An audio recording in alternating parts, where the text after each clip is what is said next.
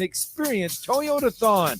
Bill Penny Toyota in Huntsville and online at BillPennyToyota.com. Bill Penny's Toyota 10-year unlimited warranty is valid through the 10th year of ownership. Valid on new vehicles only. See dealer for details. Hey folks, Bob Baumhauer here. We're extremely proud that Baumhauer's Victory Grill has been serving Alabama for 43 legendary years. Our motto is legendary fun, legendary food, and we strive to make every dining experience a special one for all of our guests. Our menu features delicious, always fresh and scratch-made in-house recipes. And of course, our award-winning wings and sauces. And don't forget, our happy hour and halftime daily specials cannot be beat. Baumhauer's Victory Grill. Legendary fun, legendary food.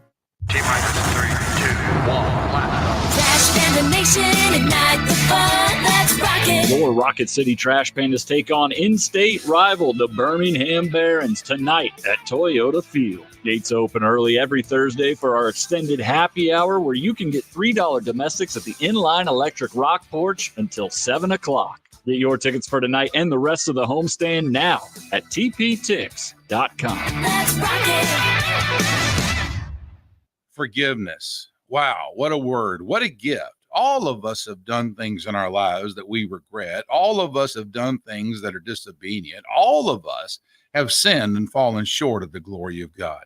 Thank God for his forgiveness. Thank God that he separates our sins as far as the east is from the west and remembers them no more. Hey, I'm John Dees, pastor at Cross Point Church, smack dab across the street from the YMCA in Madison. Check us out at cpcfamily.org. At Bad Daddy's Burger Bar, we love baseball almost as much as we love serving up the best and baddest burgers around. People have called our burgers totally insane. And at Bad Daddy's, we take that as a compliment. But it's not just burgers. Up first, starters like our fried pickles, wings, or poblano frites. Second, try one of Bad Daddy's giant chopped salads. Third, our famous chef-inspired burgers with lots of different taste options. And before you head home, finish up with one of our shakes or delicious banana pudding. Bad Daddy's Burger Bar on the Parkway in Huntsville and Clift Farm in Madison. Tired of the same old menu options everywhere you go? Then you need to try Metro Diner in Huntsville and Madison. The award-winning Metro Diner serves up signature dishes like their Charleston shrimp and grits, famous fried chicken and waffles with strawberry butter, and lots more. Their menu is available anytime, breakfast, lunch, or dinner. And stop by for brunch on Saturday or Sunday and enjoy the lowest price mimosas in town. Airport Road, Huntsville, and Highway 72 in Madison. In diner or at home, make it Metro Diner.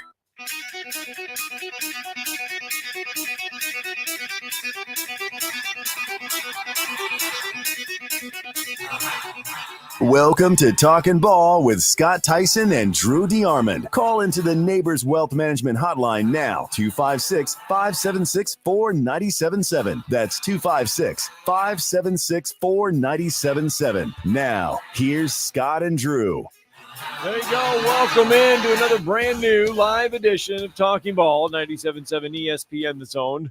Scott Tyson, Drew DeArmond, welcome in on a Thursday morning. Safe travels into work, into school, wherever you may be headed this morning. How about this? 16 days, 4 hours, 59 minutes, and 11 seconds till week 0 of the college football season. Oh, boy, is it getting closer and closer and closer to the start of the college football season. Yesterday, and it was announced, the NCAA Division I Committee on Infractions, they ruled on Michigan head coach Jim Harbaugh. They slapped the former Wolverine head coach with a 4-year show cause and a 1-season suspension to the former Wolverine head coach. Well, they gave him the Pruitt because that's pretty much by about a year what Jeremy Pruitt got. So, I mean, but you know, in Pruitt's defense, he trusted a bunch of scumbags. So, one's got one that's Teflon that nothing ever sticks to. So, we all know who that is. The violations from Harbaugh are being penalized for what he had to do with impermissible recruiting. during the COVID-19 dead period. Yeah, nobody did anything during COVID. Nobody cheated during COVID. Arizona State cheated their ass off during COVID. Probably everybody cheated during COVID because COVID shouldn't have existed in the first place because of a stupid president and Dr. Dumbass. So, whatever. They ruled his unethical conduct and failure to cooperate with the membership's infraction process rose it. It was a level 3 violation, but because they said his failure to cooperate with the membership's infraction process, it rose up to a level 1 violation. Then why didn't they get rid of the president and get rid of Dr. Dumbass too then, who locked everybody down? We're still recovering from that. Oh, they said he provided false and misleading information. Anyway. So did the leaders of our country. Anyway, he's in the NFL now, so I really don't think he cares too much. Well, he's pissed off about it, but I mean, again, it's not like what is he going to do though? I mean, he's coaching there for at least 3 years. It's not going to mean anything to him. Well, and remember, the Heisman Trust took Reggie Bush's Heisman away and then gave it back. So yeah, whatever. That's what Democratic leadership does. So if he is hired by an NCAA institution during the show cause, he would have to sit out a full season. After that, he would be barred from all athletically related activities, including team travel, practice, video, recruiting, for the length of the show cause. We know that, but it's not going to – he's in the NFL. I mean, and I know a lot of people want to say, well, he did exactly what Pete Carroll did. Pete Carroll never had a show cause. No, as far as I know, he did not. Yeah, Pete Carroll did not have a show cause. He did leave to go to the Seahawks, and USC was a mess, but Pete Carroll never had a show cause. So right. But anyway, 256-576-4977. That's how you can be a part of the show, be a part of the program this morning. Alabama in full pads yesterday. After practice, Nick Sheridan, offensive coordinator, talking about adjusting to full pad practice. Well, for us, once you get into, uppers and you got shoulder pads on, there's a lot of similarity. We had a couple live periods today. I thought the guys took care of the ball. I think that's the biggest thing when you get into live portions of practice, the ball carriers holding on to the football. And so I thought they acclimated and did a nice job that way. I'm sure there'll be things that we'll go back and watch the film and want to improve on. But, for a lot of the guys, whether you put thigh pads on for the O-lineman, that doesn't change their practice. You know what I mean? And so it's really more the runners, the guys that are carrying the ball, acclimating to getting full speed tackles. Sheridan also talking about the battle along the offensive line yesterday, the competition. Improving. Yeah, I think that they're improving. I think we're better today than we were yesterday, and we're not as good as we're going to be tomorrow. I think that's still the competition is still going, and I think it's early in camp. I think when you get past the first scrimmage, you kind of have a better sense of where that's at. Coach Cap's been rotating those guys, and that's been by design. And we try to cross-train the linemen anyways. Tackles playing both sides, guards playing center, et cetera. But that's ongoing. There you go. A little bit about the offensive line and working out in full pads. Yeah, they're going to scrimmage on Saturday, be fan day on Sunday. So it's the competition will be ongoing during camp. And as we've said during the week, it's probably about a three-way dance at tackle. And, the battles, Caden Proctor, Elijah Pritchett, and Wilkin Formby. And those are the three guys battling it out. Certainly, it looks like Brailsford's back and doing well and doing a hell of a job. And he's definitely going to be the center. And then your two guards were entrenched already, Tyler Booker and Jaden Roberts. So offensive line coming together, and they need it too, because again, it's going to be a big part of what they do. And certainly was they were voted the best in the country, the Joe Moore Award winner at Washington last year. And we know some of those guys are in the NFL. Some of those guys are at Ole Miss.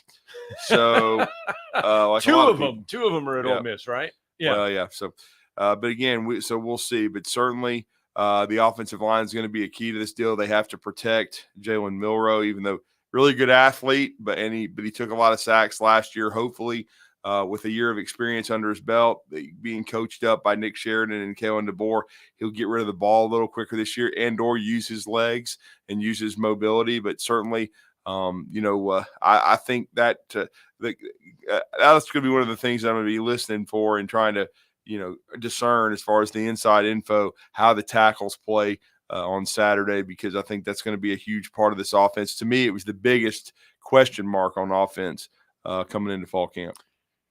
One of the new pieces for Alabama this fall is at wide receiver, Jeremy Bernard, who was with DeBoer and Sheridan in Washington.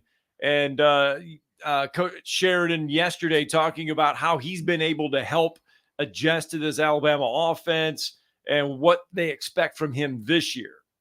Well, he was in a room, with 3 NFL players and coached by, in my opinion, the best wide receiver coach in the country. And so that development, that exposure that was cultivated in that room, I certainly think helps any young player, and I think Germ, obviously speaks to that, just what that looked like and who he was watching day to day and who he was being taught by, from a coaching perspective. And so, I think it's great. Any young player that's able to sit there and learn from older veteran players that go on to have great successful careers and to be able to sit there and continue to be taught by Coach Shep, I think that's a benefit to him.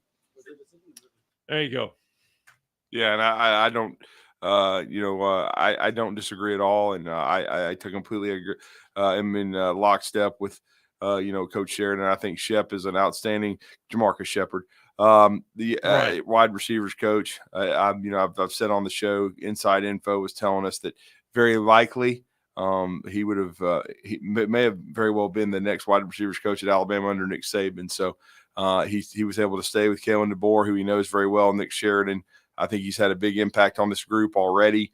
For the last 5 years, they had Holman Wiggins, who's now at Texas A&M. We're going to talk some A&M football today with Andrew Hattersley and kind of get an update on their fall camp. But again, I think Jamarcus has helped develop 3 draft picks last year. You heard Coach Sheridan kind of reference that, first, second, third rounders, led by Roma Doomsday, who went 9th overall. And so I believe to the Carolina Panthers, and hopefully is going to help Bryce Young, and he certainly needs some help, with that supporting cast over there at Carolina. So, but Alabama's receivers core, I think I've said all summer, I think it's a little bit underrated. Yeah. And I got some inside info yesterday that Ryan Williams continues to impress and be very, very explosive. I know people are wondering the workload he'll have right away, and I think he's going to start. I think he's that good. I think he's special, and I'm not backing off. I think he's going to have a huge first game against Western Kentucky. We'll see, but I wouldn't be surprised if he had a really big role. And I'm going to be very interested to hear, if there's any buzz coming out of the scrimmage on Saturday. He made some big plays, because I remember I always say that he's the best prospect out of the state since Julio Jones, coming out in 2007, going into the 2008 season. And I guess really he was class of 2008 in the spring. But I just remember, hearing the buzz and seeing the video clips that were leaked of some of the dominant plays he was already making in scrimmages as a freshman. So going to be interested to see if Ryan Williams can make the same kind of impact. All right. So you're heading down there on this weekend, aren't you? Yeah, we'll see. We'll see. I mean, hopefully it'll be accessible for the open practice on Sunday for the media, and hopefully we'll be up in the press box and not in the 95-degree heat, but we will certainly see. I was able to take in the open workout last year in Nick Saban's final season. I've done that a few times, and so if it's open for the media to take in, I would definitely look forward to going and watching these guys work out after their scrimmage. All right, let's get our first break in of the morning, shall we? Talking Ball, 97.7 ESPN, The Zone. Scott Tyson, Drew DeArmond.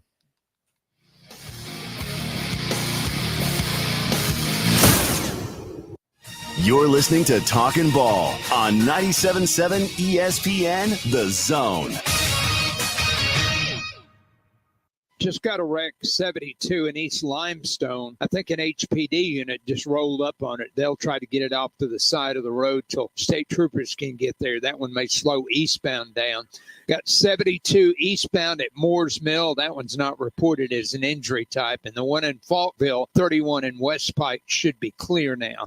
Officers, construction workers, and first responders put their lives on the line every time they step on the roadway. You can make it safer for them. Slow down or move over. It's the law. Captain Nick in the Valley Skywatch Traffic Center. Isn't the story of the prodigal son an amazing story? Basically, a rowdy boy who literally wished his father dead, ran away, and consumed his wealth with hard and fast living. Yet the father looked for his return every day, and when the boy got tired of eating pig slop, he decided to return. What did the father do? As soon as he saw that boy, he ran to him, threw his arms around him, and killed the fatted calf for a great celebration. Hey, I'm John Dees, pastor of the Cross Point Church. If you're looking for a church home, come see us, smack dab across the street from the YMCA in Madison.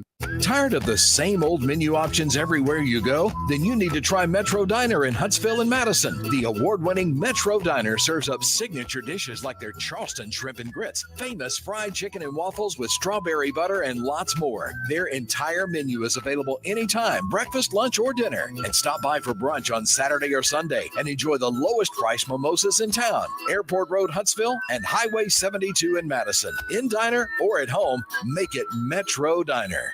Not looking or feeling your best? No energy for the things you like to do? Ready to look and feel younger? Make your appointment at Advanced Life Clinic, one of the region's foremost destinations for patients interested in looking and feeling their best. Specializing in advanced laser treatments and weight loss, male and female rejuvenation to offset the effects of aging, and more. See how Advanced Life Clinic can help you enjoy your life again. Call 256-882-6555 or log on advancedlifeclinic.com. No representation is made that the quality of the legal services to be performed is greater than the quality of legal services performed by other lawyers. This is Wes Neighbors sitting here with Stan McDonald.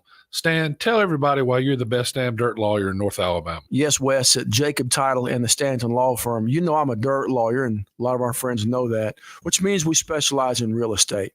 Now, if you own real estate or you're buying it or you're selling it, you need to do a closing, but a lot of times there's legal issues associated with that. We're a great group to talk to.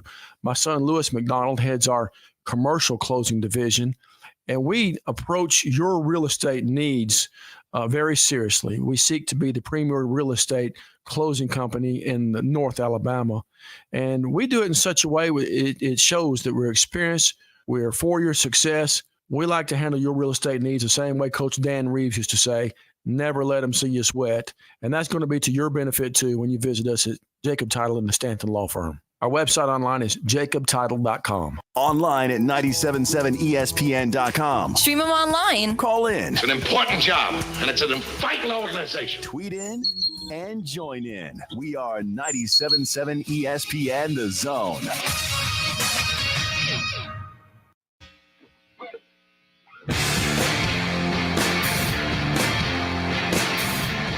Oh, there you go. Welcome back. Talking Ball, 97.7 ESPN, The Zone. Scott Tyson, Drew DeArmond. And coming up tomorrow morning at 8 a.m., you're going to be able to get our latest Zone deal, and that is going to be a new restaurant hitting the Zone Deal place.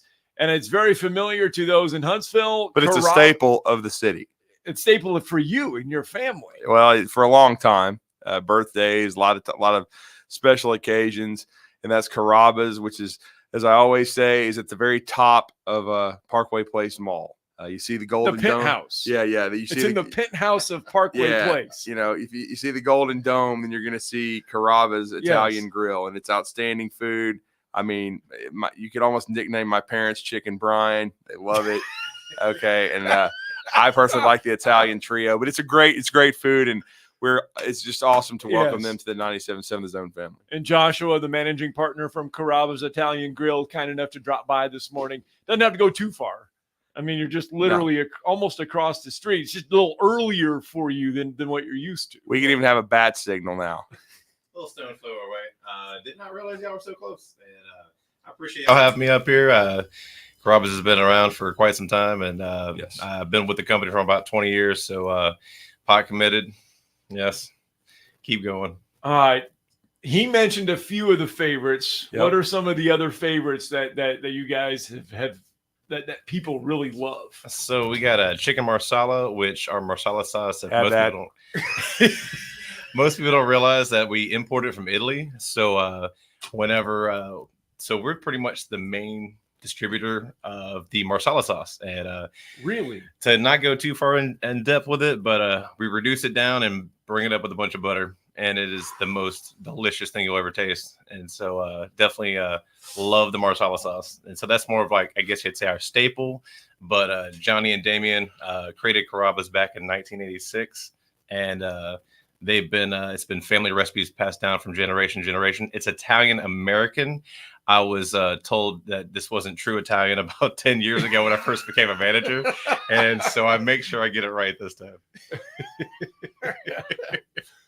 So it's just good. It's just good. So Okay. good. So good. There you go. I don't know if I've had the chicken marsala. It's good. The sauce is amazing, as Josh is saying. Most people call it gravy. It Or, is yeah, the and best stuff it's that you'll ever like taste. Czar and his folks, they call it gravy. Okay. It goes down easy like gravy. Yeah, they're in waste management, some of them. So make that of what you will. Anyway, one of the new things when you were out there, you guys have room for large parties. You got a banquet room. You do catering. Yes, you guys are right there in the mall, but you guys do a lot of stuff outside of just the restaurant. Yes, we do. We been getting my mobile kitchen prepared, and so we're going to start cooking on site. That's something that I've been wanting to do for the last 3 years. I've been there and finally have an opportunity to do it. Got the right people and a great management crew. So, it's time to make a difference. Cooking on site. Yes. So we're going to bring our mobile kitchen out, roll out the grill, fire it up. If you have special events, weddings, get-togethers, fantasy football coming up soon. We're gonna host that at Carrabba's. I mean, it'll be warm in there this time, but they'll be cooking in front of you, son. We got 3 brand new AC units inside their restaurant, so that's no heat strokes. Blessing. I'm thinking, that would be good. I mean, we gotta just roll that thing over here to our meeting one day and just cook and have a meeting and just cook. I mean, the waitresses over at Baumhauer's are almost having heat strokes because they'd have to give us 15, water. Yeah, 50. Yeah. So we had pitchers of water. A long time ago, we enclosed our patio. Oh, and so whenever I first came up here, because I went from Pensacola Carrabba's to Birmingham Carrabba's, to Birmingham Carrabba's to Huntsville Carrabba's, and when I walked in, I looked and I'm like, cheaters! Y'all have a controlled AC on your patio. Okay, I am very, I'm jealous. And so when I first took over Carrabba's 3 years ago, now it's mine. And now it's all yours. It's all mine. So I can do whatever I want to with it. Which is take over Huntsville and give out Carrabba's to everybody that really wants it. Yeah. For those that want to sign up, what day is it? August 27th? Yes. August 27th at 5:30. At 5:30. That is the fantasy football draft for 97.7 ESPN The Zone. You can come to Carrabba's and be a part of it. And you can buy some of that marsala chicken and chicken just brine, sap up with the bread and just sit there and eat, and then draft. In controlled AC. Also, you guys have partnered with the War Dogs, correct? Yes, North Alabama War Dogs. Sean and Tim, they've been doing great things. They really want to drive more people into the games, and I would love to watch a basketball game in person. I know I kind of deep dived into Carrabba's lifestyle and don't really have a chance to really go out and do much, but this is an opportunity for us to cook on site when they do home games. Also, they're going to come in and do War Dog Wednesday, so they're going to live stream the away games. So in the banquet room, they're going to come. You're invited all to come in and enjoy that. And we'll have a War Dog menu. And then 3-Point Tuesday, we have an event coming up, and it's a little mixer. It's more to network. It's kind of get people in. We're going to have Divergent's going to be there with the VR. They're going to prop it up right in front of Carrabba's.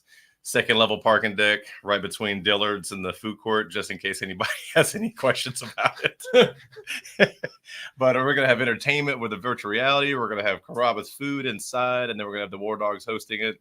And so we're really trying to partner up together. I know Carrabba's has had Carrabba's, Bonefish, Outback, and Fleming's, but for me, I really wanted to get out in the community and how to do that better to just connect people.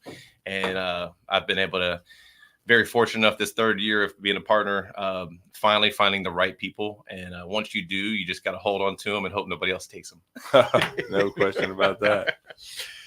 Again, tomorrow morning, 8 a.m., wzzn.halfoffdeal.com. That is where you're going to be able to get $50 worth of food for $25 to Carrabba's. You're going to get 2 $25 certificates. You can use one on a visit, and you can go there and enjoy some beautiful, beautiful Italian-American food. Well, we even got a listener who may drive all the way from Rome, Georgia to be a part of this, and he wants to know, with the Czar hosting this event, is there a hat requirement? No. You know what, though? What we should be able to do, though, is can we work out something where if you are there for the fantasy football draft, hey, you know what? We'll give you, $2 off an appetizer or something like that if they come in there for the draft that night? If you don't ask, I can't give. So as long as you ask for a discount, I'll give it. There we go. So if you're coming to the fantasy football you know draft, this. you need to ask for it, okay? Yeah, this is like a password thing. Watch a lot of that on Food Network. It's a speakeasy. We're turning Carrabba's into a speakeasy. You got to have a password to get a discount that night. Don't worry, I'll let all my managers know about it. We could make the password, Drew, Czar. Oh, yeah, we could. If everybody says the Czar, you get a discount. Oh, boy. Should be good, though. It's an event every year. Yes. Well, very well attended. Unlike anything other. AC. Oh, yeah. Except this year it's got AC and no heat strokes. Even better. All right. And great food. So the hour, just for those that have not been to Carrabba's, just run down the hours for them so they know when you guys are open. Yeah, so we're open every day from 11 a.m. till 9 p.m. Sunday through Thursday, and then 11 to 10 Friday and Saturday. And lunch is from 11 to 3 Monday through Friday. Of course, and we're open for lunch daily, so yes, that's right. But we have a lunch menu. It starts at like $9.99, unlimited soup, salad, and bread with herbs and olive oil dipping sauce. Ooh. But we also have our Italian sandwiches, which, hallelujah, we have on focaccia bread. It is the most tasty thing. Every time I wonder, like, how does Carrabba's come up with new ideas? Right. They're amazing. It's just... What is delicious. some of the new ideas that they've come up with? We know how much you love bread, Scott. I Trust do. me, Oh, bread's my good, goodness. brother. Yeah. So they took the focaccia bread and we make sandwiches with it. If you've ever had focaccia bread, it is it's even better than brulee bread, which it's two different breads, but Scott ain't going to be able to do the rest of the show. And I highly recommend the Italian sandwich. Okay. It is it comes with the dipping sauce with our made from scratch Italian dressing. And so the thing that most people don't realize about Carrabba's is we actually make the dressing in-house. So we run through it within 3 or 4 days. So we're constantly making fresh product daily. And that's where the deliciousness comes from. There's no additives, no preservatives, nothing. You can ask us the ingredients and we can tell you right there in-house. There you go. Wow. What are the ingredients? It's a secret. I'll tell you what else, man. If you go for your birthday too, for your dessert, ask for a John Cole. You'll never be the same, bro. 7 roasted pecans. Oh my with God! sauce on it. I'm just saying, for a very limited time, they still had great desserts, but they took it off the menu and then they brought it back due to demand. It is great. What is it? It is so it's oven roasted pecans. I've made them quite a few times. I've also burnt them up quite a few times. So they're even good burnt, man.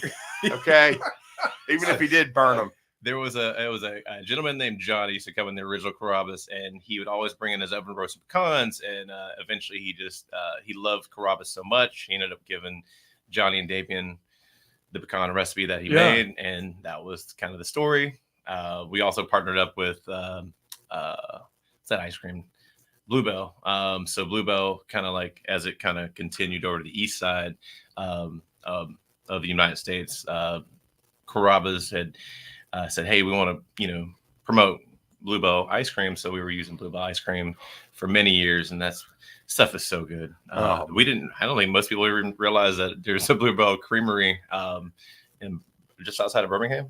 Okay. That is okay. I had no idea. I didn't either. But just a little fun facts. That's awesome. We made from scratch recipes.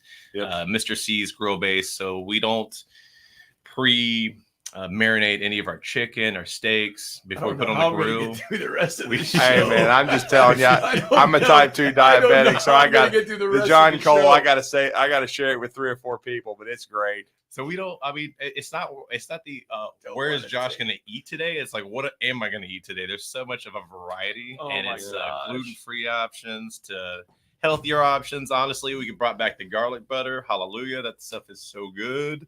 Well, I believe the drive with Wes Neighbors and Steve Moulton will be live tonight from which Carrabba's. means I'm going to be eating some Carrabba's. There So you go. The show will be there and everything. So it should be a fantastic evening, as the drive will be there from 5 to 7. Yeah. So, man. Oof. Yeah. Can't wait to have y'all. Glad to partner up with y'all and see where this takes us. And we'll have a great time. Great food, great company. All right. Well, Josh, thank you so much for waking up with us. I know this was early. Yeah. I know, but we appreciate it. We do appreciate it. I want to thank kids going back to school. It's been helping me get up earlier. That's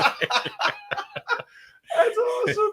Yeah. Now I got to go an hour and a half, though, of trying to get through a show, though. Scott's going to need to work out. This is going to be it's going to be tough. All right. Got to get a break in. When we come back, more Talking Ball, 97.7 ESPN The Zone.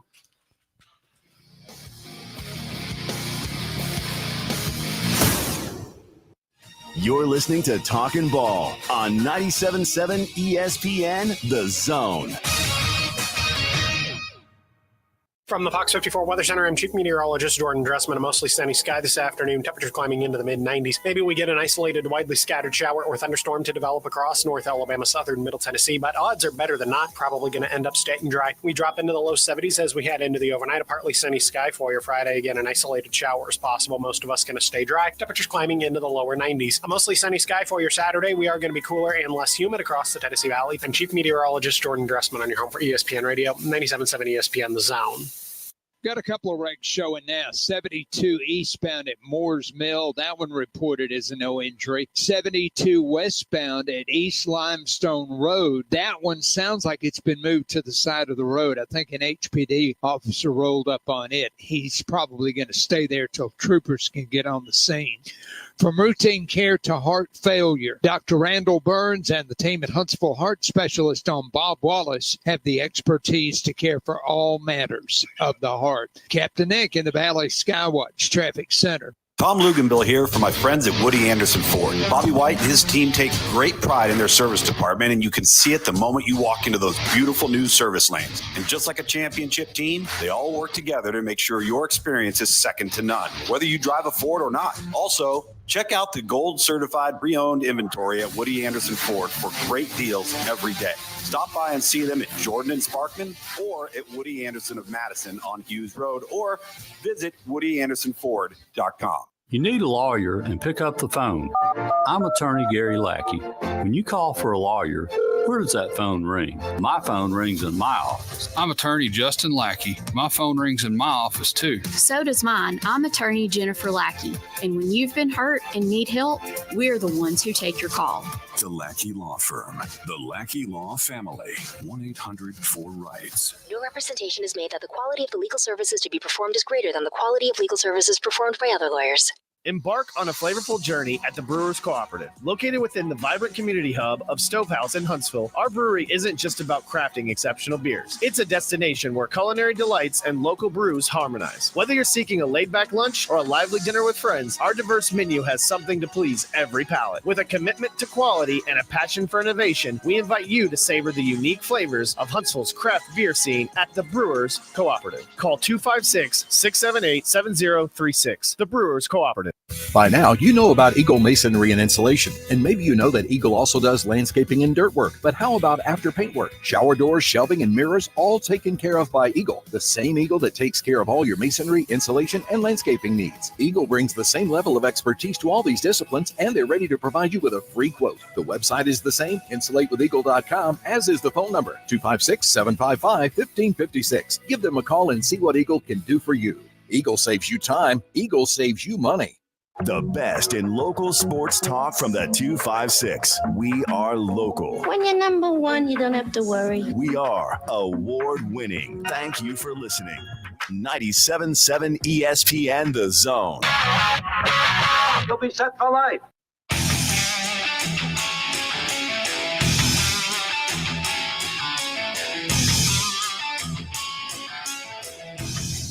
All right, welcome back. Talking Ball. 97.7 ESPN, The Zone. Scott Tyson, Drew DeArmond. We got to talk some college football now.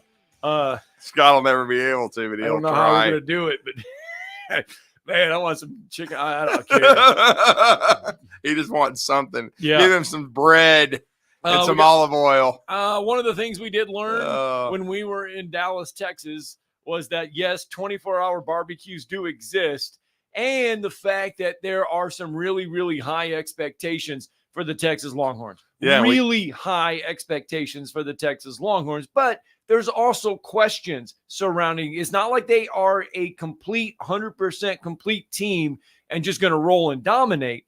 There's a lot of questions that need to be answered for Texas. Well, and as we said, we also proved we could eat 4 pounds of meat in about an hour. As a traveling 5 party, pounds. or is it 5? I think we had forgot. 5 pounds. See, of was meat it 5 pounds? 5 pounds of meat in an All hour. we left was a onion ring.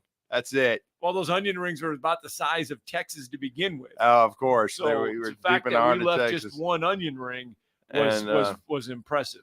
Yeah, and our next guest is about to join us. He's the college football insider and recruiting analyst covering the University of Texas for On Texas Football. Had a chance to meet him down there and get some FaceTime. And it was a pleasure, and wanted to bring him back into the conversation because, unfortunately, if you make news in fall camp, most of the time it's not good. And Texas has been hit with a little bit of an injury situation, and we're going to talk about that and more with CJ Vogel from On Texas Football, who's with us now on the Neighbors Wealth Management Hotline. CJ, you're with Drew and Scott in Huntsville, Alabama. How are you? Fellas, I'm doing good. Happy Thursday. Glad fall camp's back. We get to talk football now. Yeah, we do. It's right on the cusp for it, but no question, man. How's camp going for Texas so far? So far, so good. You mentioned it there in the lead up. A bit of an injury bug has hit Texas early on, but there's been a lot of positives other than that. A lot of young players stepping up, and I think other than that, they're very pleased with the depth and the talent that is currently on the roster.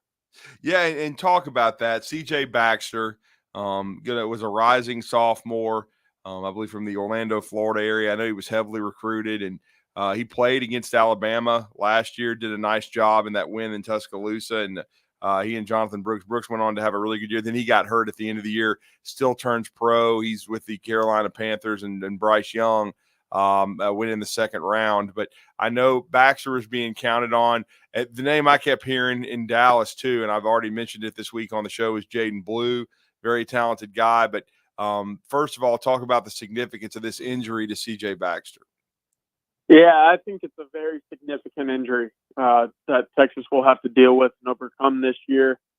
Interestingly enough, in Dallas, it was Nick Saban who said it was CJ Baxter who was the best running back that his Alabama team faced a year ago. I was a bit surprised by that, especially considering, maybe the stat line that he put up against Alabama and some other programs. But Baxter's very talented. He was the number one running back in his class when he came out of high school. Obviously, earned the starting job week 1 a year ago for Texas, got dinged up, missed a few games, and then you really saw the emergence of Jonathan Brooks, which led him to become the number one back taken off the board in the NFL draft this spring. But it was Baxter who was expected to be that guy again coming into this season, making that big leap behind an offensive line that returned 4 out of 5 starters, with the 5th one having a top 25 start a year ago as well. So there were very high expectations for CJ Baxter. It was a bit of a freak injury. Ended up tearing his LCL and his PCL knocking him out for what is expected to be the entire season. So, yeah, Jaden Blue will be the guy this fall for the Longhorns at the running back position. And CJ, for our listeners, kind of educate them on Jaden Blue. I know he was another heavily recruited kid. I know Sark was excited to get him in, and I correct me if I'm wrong, but I think they were planning on it before CJ unfortunately got hit by the injury bug. This was going to be a 1-2 punch they were looking forward to. Yeah, it definitely was. And both of the running backs that talked about it dating back to spring football is, they had relied on one another to take off some of the pressure in that running back room for the entire season, right? You see CJ Baxter at 6'2", 220, and Jaden Blue probably around 5'11", 200 pounds. They're completely different style backs in my eyes, with Blue being more of that, gap back out of the backfield weapon that you see at times. I look at him a bit as a Jahmyr Gibbs running back. Okay.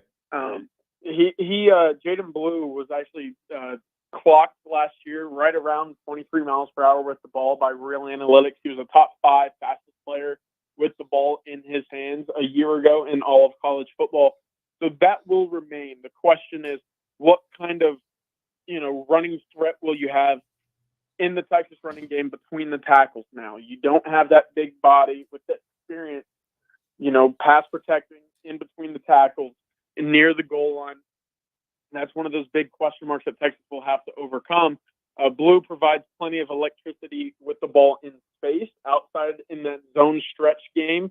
But again, that question remains, who's going to be your piece that Texas relies on a key 3rd and 1, 4th and 1, or near the goal line? I'm not sure who that will be at the moment.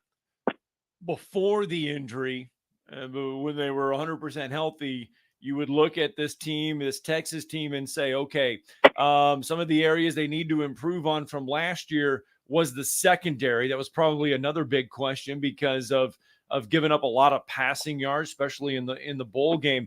How has the secondary looked? How they tried to improve that from a year ago? Yeah, that was definitely one of the bigger questions.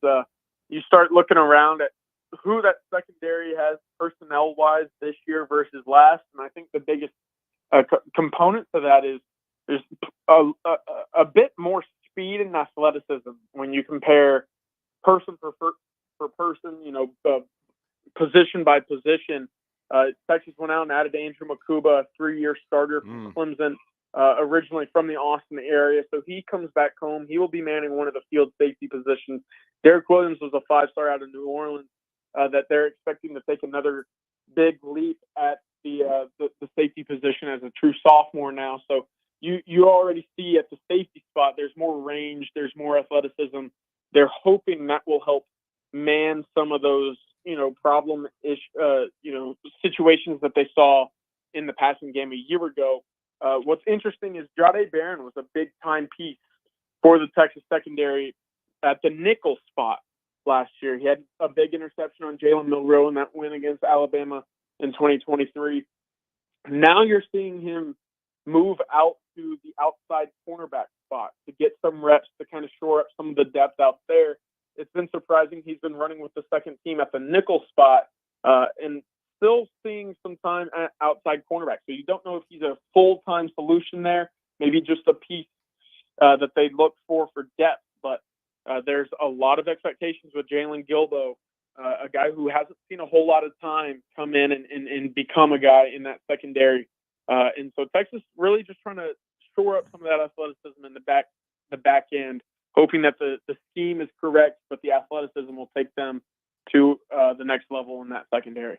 Well, and then, of course, a first and a second round draft pick gone from the interior of that defensive line. The run defense was so crucial to Texas' success last year. I thought offensively and defensively along the lines of scrimmage is why they came back from that small deficit at the end of the third quarter to dominate the fourth and win in Tuscaloosa. And it was a huge part of their identity last year. Of course, we know Bo Davis now at LSU. Talk about the defensive line so far in camp and trying to replace that production inside and then in that run defense that was so crucial for Texas' success a year ago, CJ. Yeah, I thought that was going to be the biggest question mark coming into the season for the Longhorns is how would they stack up with that run defense once again? Of course, that was their identity a year ago defensively.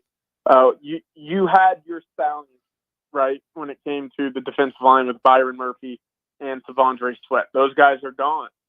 Texas has gone out. They added a pair of defensive linemen from Arizona, Tia Savea and Bill Norton, as well as a cat from Louisville, Jermaine Lole, who is entering his 6th year of college football. So I think that's the recurring theme right now. You have a lot of experience and a lot of depth with 5 bodies, all being 5th year or later seniors in their college football career when you add Vernon Broughton and Alfred Collins from Texas already a year ago. So you got 5 guys in your stable. They're all horses. Who are going to be your stallions? And I don't know if there's a true, kind of difference maker at the moment. I guess that's why we're having fall camp to kind of find out who those guys will be, right? 2 of those guys that I mentioned earlier were not on campus in the spring, so they're still getting acclimated to Texas football, the scheme, the game plans, and the overall, kind of personnel in that room. There's plenty of bodies. There's plenty of experience. The question is, who are going to be your guys that you go trot out on the 3rd and 4, a 3rd and 2, near the goal line to become, your stoppage guys. I think Alfred Collins is going to be one of those guys.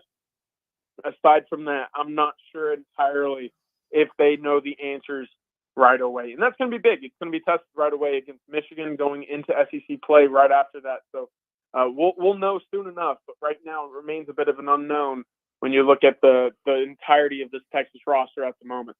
Quinn Ewers obviously will be leading this team. On the wide receiver position, who's going to be the guy that's going to step attack up, the portal, and be in? They had a lot of talent in that position last year, but there's going to be some new names in there. Yeah, it absolutely will. Texas, before attacking the portal a year ago, only had 8 returning career receptions at the wide receiver spot. So they needed to go out and do something, and they did just that. Everything that I'm hearing right now points me in the direction that Texas will be playing Silas Bolden, the 5'8", 165-pound wide receiver from Oregon State, a pretty good amount. He's very elusive. He can cut. He's agile. He's very quick off the line of scrimmage, a guy that can create space on his own, exactly what Sarkisian looks for in his wide receivers. That's a guy I believe will see the field. Isaiah Bond, the former Alabama wide receiver, has been turning heads so far in fall camp.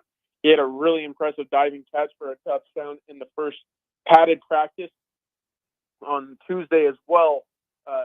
And then, of course, 5-star Ryan Wingo out of St. Louis, a true freshman. Mm-hmm. It's been remarkable how often we've heard from him so far during his time as a Texas Longhorn.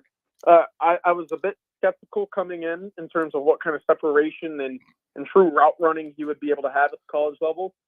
I've not gone a day where Texas has practiced where I've not heard that he's been a standout or a guy that's been basically unguardable for Texas at the wide receiver spot. So those are the 3 names right now that I continue to hear a lot of positives about. Who else kind of cycles in? I look at Matthew Golden from Houston, a guy who has 900 career reception yards over the last 2 years, 2 touchdown returns on 9 attempts a year ago as well, a guy that provides a lot of versatility near the line of scrimmage.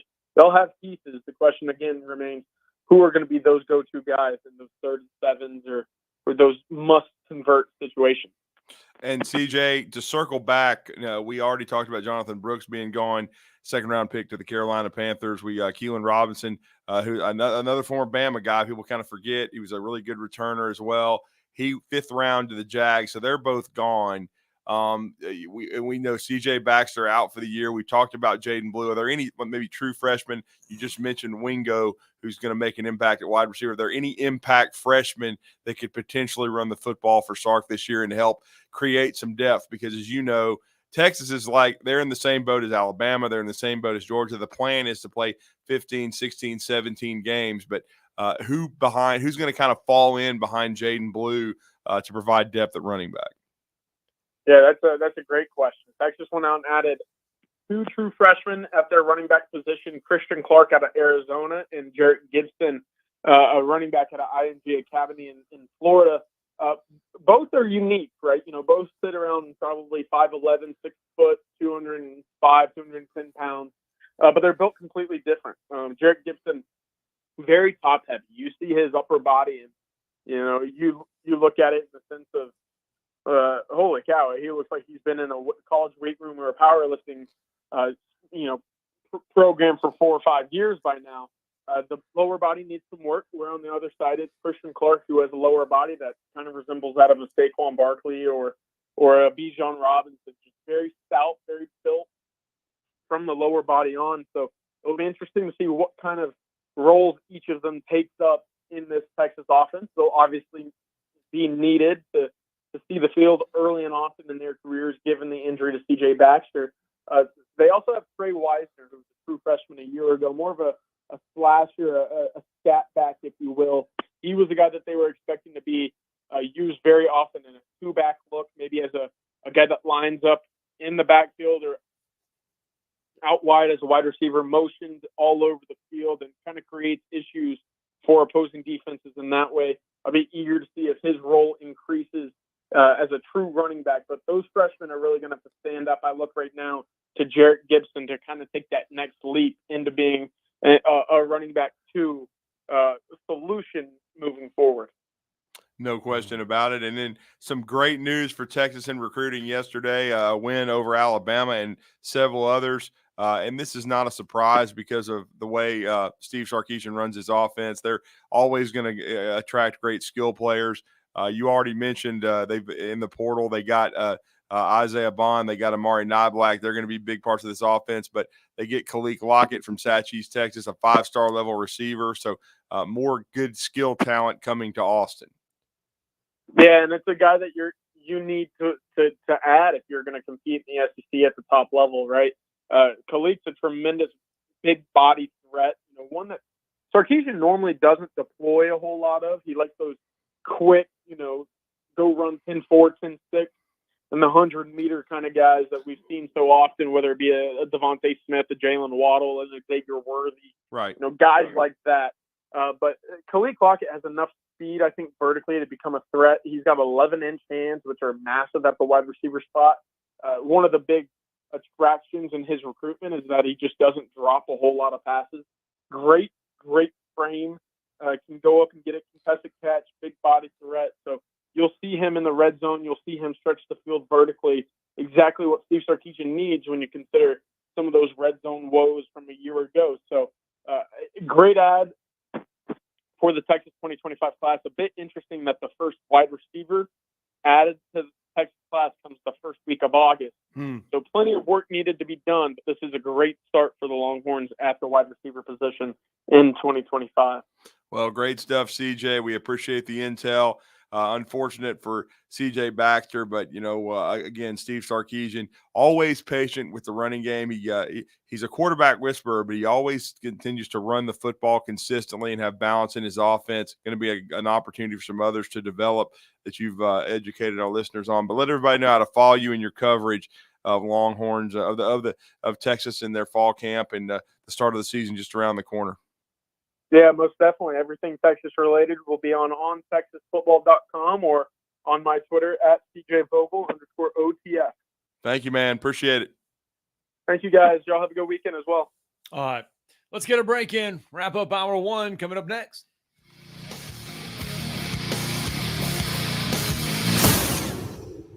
You're listening to Talkin' Ball on 97.7 ESPN The Zone.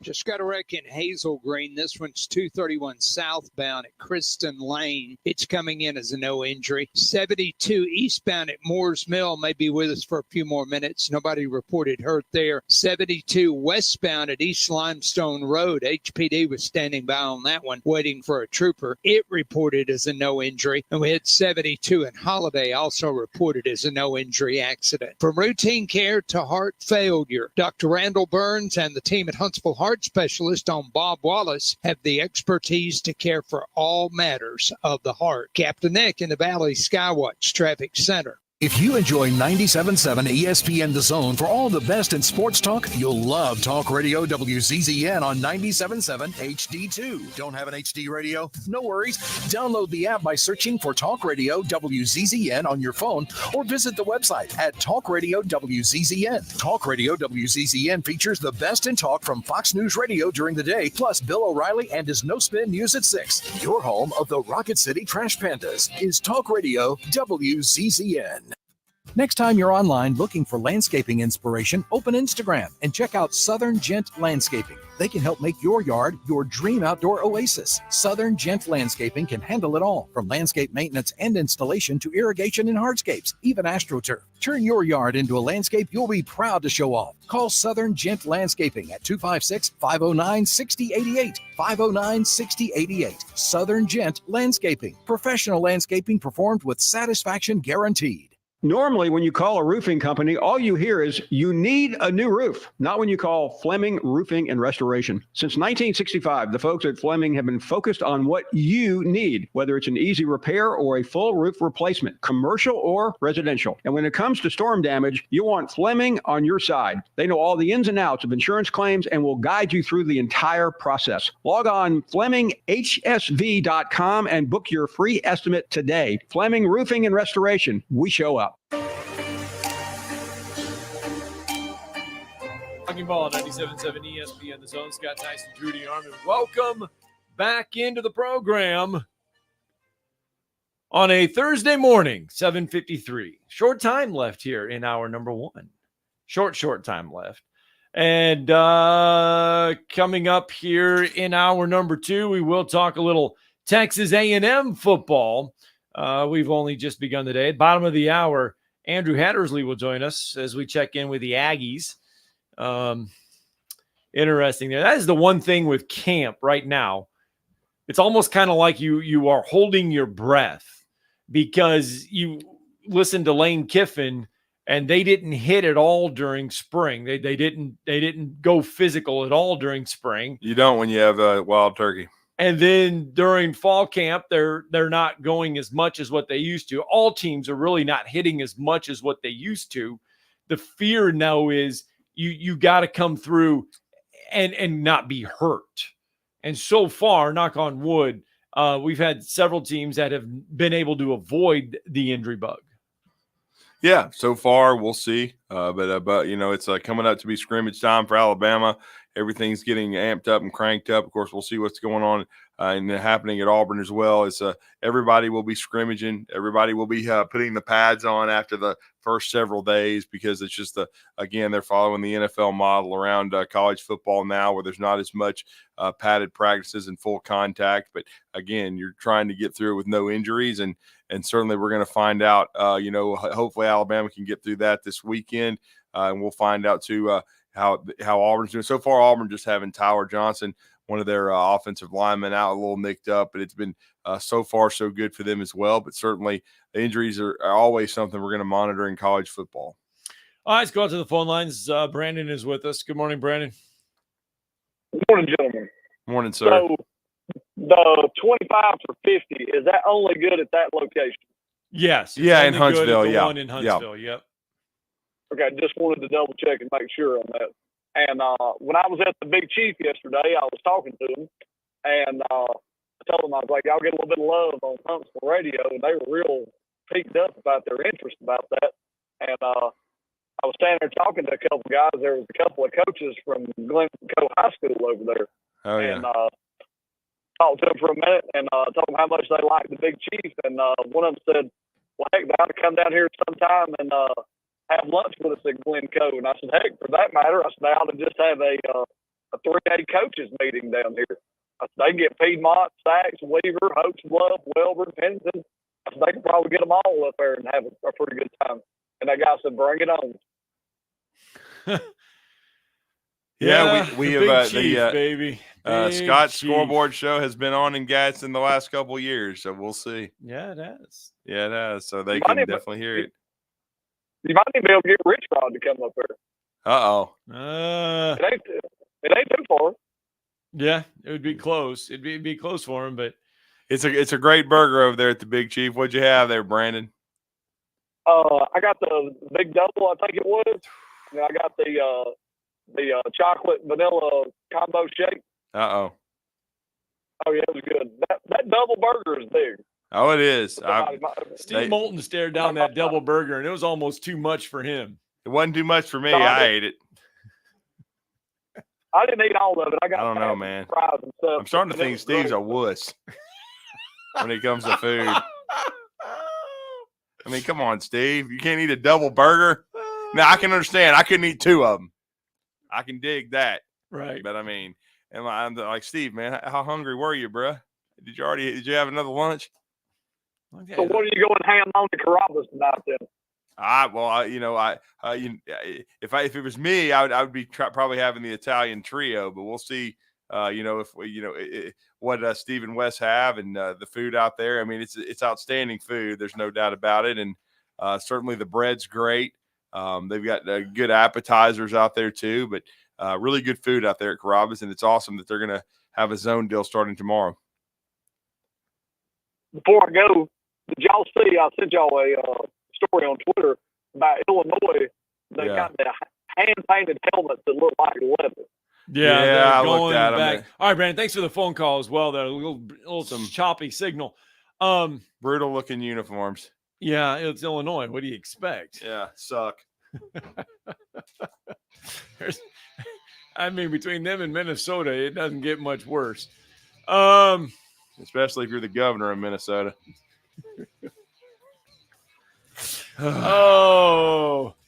There's liberal clown. There's a joke that we used to make about the cheerleaders in Minnesota, but we can't say that anymore. We get in trouble. Yeah. Anyway, hour 2 needs to kick off.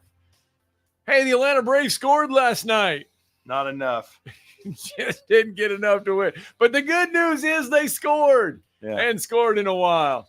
Right. Yeah, chicks dig the long ball. Coming up next. Missed that commercial.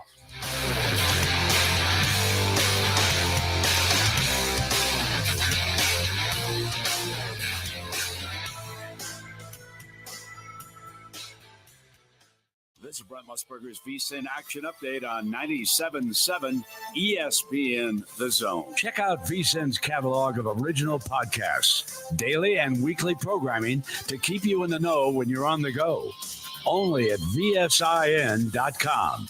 Now, here are the latest lines from my guys in the desert. College football season quickly approaching. Alabama enters the Caitlin DeBoer era. The new head coach taking over. Crimson Tide are plus $700 bet to win the SEC championship. Georgia at plus 200. Texas plus 325. Ole Miss right behind the Tide at plus 700. Auburn in the middle of the pack plus 6,000. Tennessee's always a threat plus 1,400. Baseball today, the plus 125 Brewers visit the minus 150 Braves. Charlie Morton starts for Atlanta. Frankie Montas for the Brewers. Hunter Green starts for the Reds, minus 200 at Miami. The Marlins plus 165.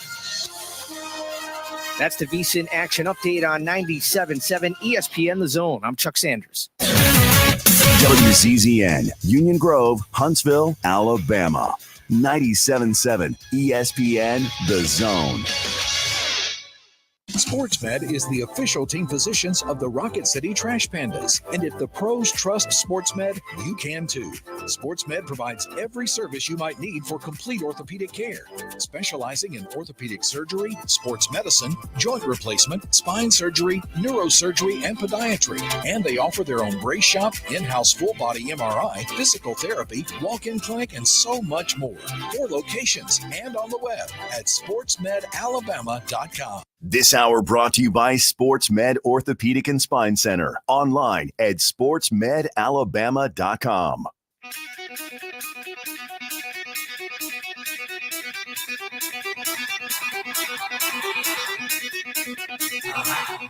Welcome to Talkin' Ball with Scott Tyson and Drew DeArmond. Call into the Neighbors Wealth Management Hotline now, 256-576-4977. That's 256-576-4977. Now, here's Scott and Drew. All right, welcome back. Talking Ball, 97.7 ESPN The Zone. Scott Tyson, Drew DeArmond, welcome back into the show. Hour number 2 of the show. And yesterday we were trying to get to this, but we just ended up running out of time. And Nick Saban dropped by Chicago Bears practice to visit with Matt Eberflus. And they got to talking about the quarterbacks. And here's a little bit of what Nick Saban had on HBO's Hard Knocks. If you've not been able to see it, here's just a little excerpt from what the coach told Matt Eberflus. Nature is to be average. It's to survive. It's not to win a championship. It's not to be the best you can be. It's none of those things. And we think as coaches that just because a guy's a good athlete, he wants all that. Yes. Now, every now and then you get a guy who's got all the right stuff, who's a great leader, who does everything right. I mean, you were that way as a player. But there's not very many guys like that. You got to make them that way. Do you do anything special with the quarterback? I always stood behind the quarterback. I always wanted to hear their version of what was happening. All right, tell me what you see. Rome converting. Pretty good operation there, right? Yeah. Be better. I was never negative with them in front of the rest of the team. The windows they close too fast to throw it that way. Yeah. It was always more effective to me to show them than it was to tell them. Like when you reset right here, Caleb, with your left foot, you're damn near squared up, so you're ready to throw anything here to here. But when you reset, just keep that ankle alignment, hip alignment slightly in front of your runaways as well. You get it right. That's why they call it practice. Boom. There you go. Reset. There it is. Your position is hard to play if the people around you don't play well. So what are you going to do to enhance that? How are you going to get the players around you to play well? Just a little bit there from Nick Saban making an appearance on HBO's Hard Knocks. Yeah, because they drafted Caleb Williams, a.k.a. Caleb Chillane. And, we talked with Coach Spurrier about this yesterday, about the fundamental play at the quarterback position, which has been lacking. And even with Shane Matthews as well, because as he said, as much as Florida threw the ball around, they were always fundamentally sound. They always worked on their mechanics and the fundamentals, and that's kind of been lacking. As Coach Spurrier mentioned, a lot of people put the premium now on athleticism and mobility, which Caleb Williams has certainly, but and then they attack a little bit in east-west instead of more north-south, as Coach Spurrier's offenses did. But I think Caleb Williams is talented, no question about it. And I think they were starting to put good personnel around Justin Fields. I just don't think they were convinced that Justin Fields was a good enough passer to get them to the promised land. He was certainly a great athlete. We will see with Caleb Williams, they were both ballyhooed guys coming out of high school. Certainly Fields was. Got Ohio State to a national championship where he took a ass beating from Alabama. And then Caleb Williams never won a national title, but certainly won a Heisman, certainly put up big time numbers at USC. Now can he break the mold? Because you tell me the last great Chicago Bears quarterback. I really can't tell you. I was Jim Harbaugh. Well, not even really him. The last one that I can remember, I was watching a documentary the other day of, the 30 for 30 with the 85 Bears, and we already know that the 85 Bears is one of the best, teams in history. Jim McMahon was Rookie of the Year. They drafted him out of BYU. Jimmy Mack ended up, taking them to the Super Bowl. And he's probably the last frontline QB they've had, because they tried to get Jay Cutler. You would have thought that would have worked, but Jay Cutler, wherever Jay Cutler went, even though he was extremely talented physically, losing seemed to follow. So I just don't know. I'm not sure that he had the cojones, the leadership ability that you see in some of these guys. I think he was Aaron Rodgers with less talent. Let's just put it that way. And at least Aaron Rodgers does have a Super Bowl to his credit. And you can't take that away from Aaron, but he had the same kind of prickly personality. Let's just be honest. And so couldn't really lead a horse to water. Let's just be blunt. So we'll see what Caleb Williams can do. And I don't think it's necessarily a bad thing if you let a quarterback wait. And I'm talking about even a guy taking number 1 overall. Coach Saban in that conversation even mentioned Peyton Manning. throwing 28 interceptions. Yes. And they allowed him to fail. But we all know, I knew Peyton would bounce back. He's too much of a worker. It meant too much to him. He was too talented, especially from the neck up. And he certainly improved and went on to become one of the greatest of all time and a 2-time Super Bowl champion. So, but again, and then Steve McNair, the late, great Steve McNair, he waited, and Aaron Rodgers waited. And Aaron, that was very hard on Aaron to wait behind another Hall of Famer and Brett Favre, but I think it benefited all those guys. And so I don't think at times that it's a bad thing for a rookie not to start right away, because he can sit there and watch, take things in, and learn what it means to be a pro. And so we'll see, certainly. So I think that Caleb Williams certainly could have a chance to have a really good career, and the Bears are banking on it because they traded Justin Fields and decided to kind of reset a little bit. But I think they're also hoping with the supporting cast they've been investing in the last few years that maybe it'll allow Caleb Williams to get off to a little bit of a quicker start in his career than perhaps Justin Fields did. Because I do think these NFL teams, and it's going to be up to the Carolina Panthers to do this around Bryce Young. Yeah. You've got to protect the quarterback, get him some offensive linemen, get him some receivers. Stop thinking he's just going to wave a magic wand and make everybody else better. You know what I'm saying? Well, You've got to surround the QB with talent. And there's people that feel that he's under pressure because of the way C.J. Stroud played last year. Well, C.J. Stroud had a better supporting cast. No, he had I Nico agree. Collins. I agree. Now he has Diggs. But people are like, well, you know what? Maybe Bryce was not that, whatever. It's just the overreaction. It's the NFL overreaction. Because half of them are stupid and they don't even know football. I don't care if they get paid to talk about it. They're idiots and they don't know what they're talking about. That's why ESPN's coverage is in the toilet. Let's go out to the phone lines. Jeremy's with us this morning. Good morning, Jeremy. Ain't no Tom Jackson's working right now, I can tell you that. Or Chris Mortensen, God rest his soul. Or John Clayton. Yeah. Rest his peace. There you go. Or John Madden. And Madden worked for just about every network. Ain't none of them walking around right now. Well, I got a question for you guys. We talk about sitting behind. Why do they not look at Patrick Mahomes? Patrick Mahomes sat behind Alex Smith. Good point. Yes. And look what it did for him, because if you compare him in college to his NFL career, it's night and day. Like, he's having the NFL career that some of these other Heisman Trophy winner quarterbacks should have been having in the NFL that flopped. He was kind of he was kind of a flop in college. He was a good quarterback, but he wasn't upper elite. Hey, that's the next Heisman Trophy winner type of guy.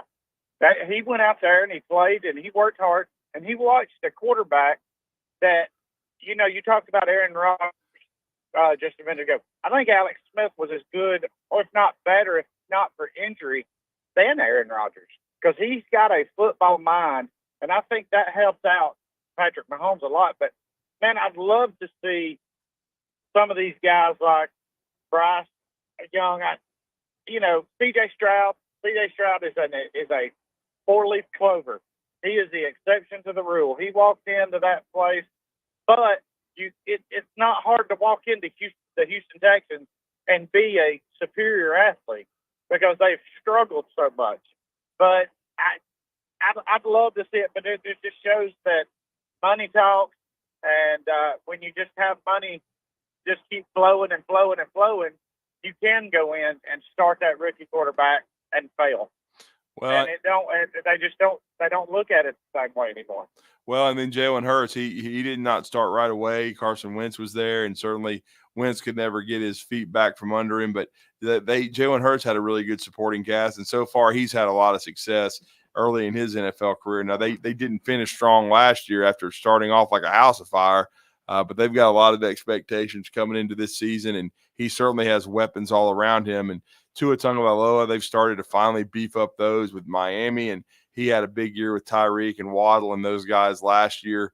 with the Dolphins and then just got paid. So, again, you have to have weapons around the quarterback. You can't – well, another one I'll bring up that should have been a Hall of Fame talent, but he retired early because he got beat to hell, was Andrew Luck. I mean, Andrew Luck was an outstanding football player, but the Colts never fortified the offensive line. They didn't get enough weapons around the QB, and he just said to hell with it. Jeremy, thanks for the phone call, bud. Hey, go ahead, thank Jeremy. you guys. Appreciate it. Yeah, Appreciate thanks. it. Go ahead. Yep. Yeah, 8:11 here on a Thursday morning. Had to remember what day it was. Well, you've been thinking about food, so I understand. I have. But anyway, 256-576-4977. You want to join the program, join the show, you can. Mention the Atlanta Braves. Yep. They did score some runs yesterday. They scored 5 runs. It stopped a 24-inning scoreless drought. The only problem was the Brewers scored 8 runs. Bullpen melted down. And Jorge Soler, rough spot out there in the outfield. The outfield sucks. S-U-C-K-S. It sucks. Just ask Bill Shanks. Yeah. When you're hitting 226 as an outfield, it ain't the manager's fault, okay? They don't have anybody. They're like a friggin' AAA team by now.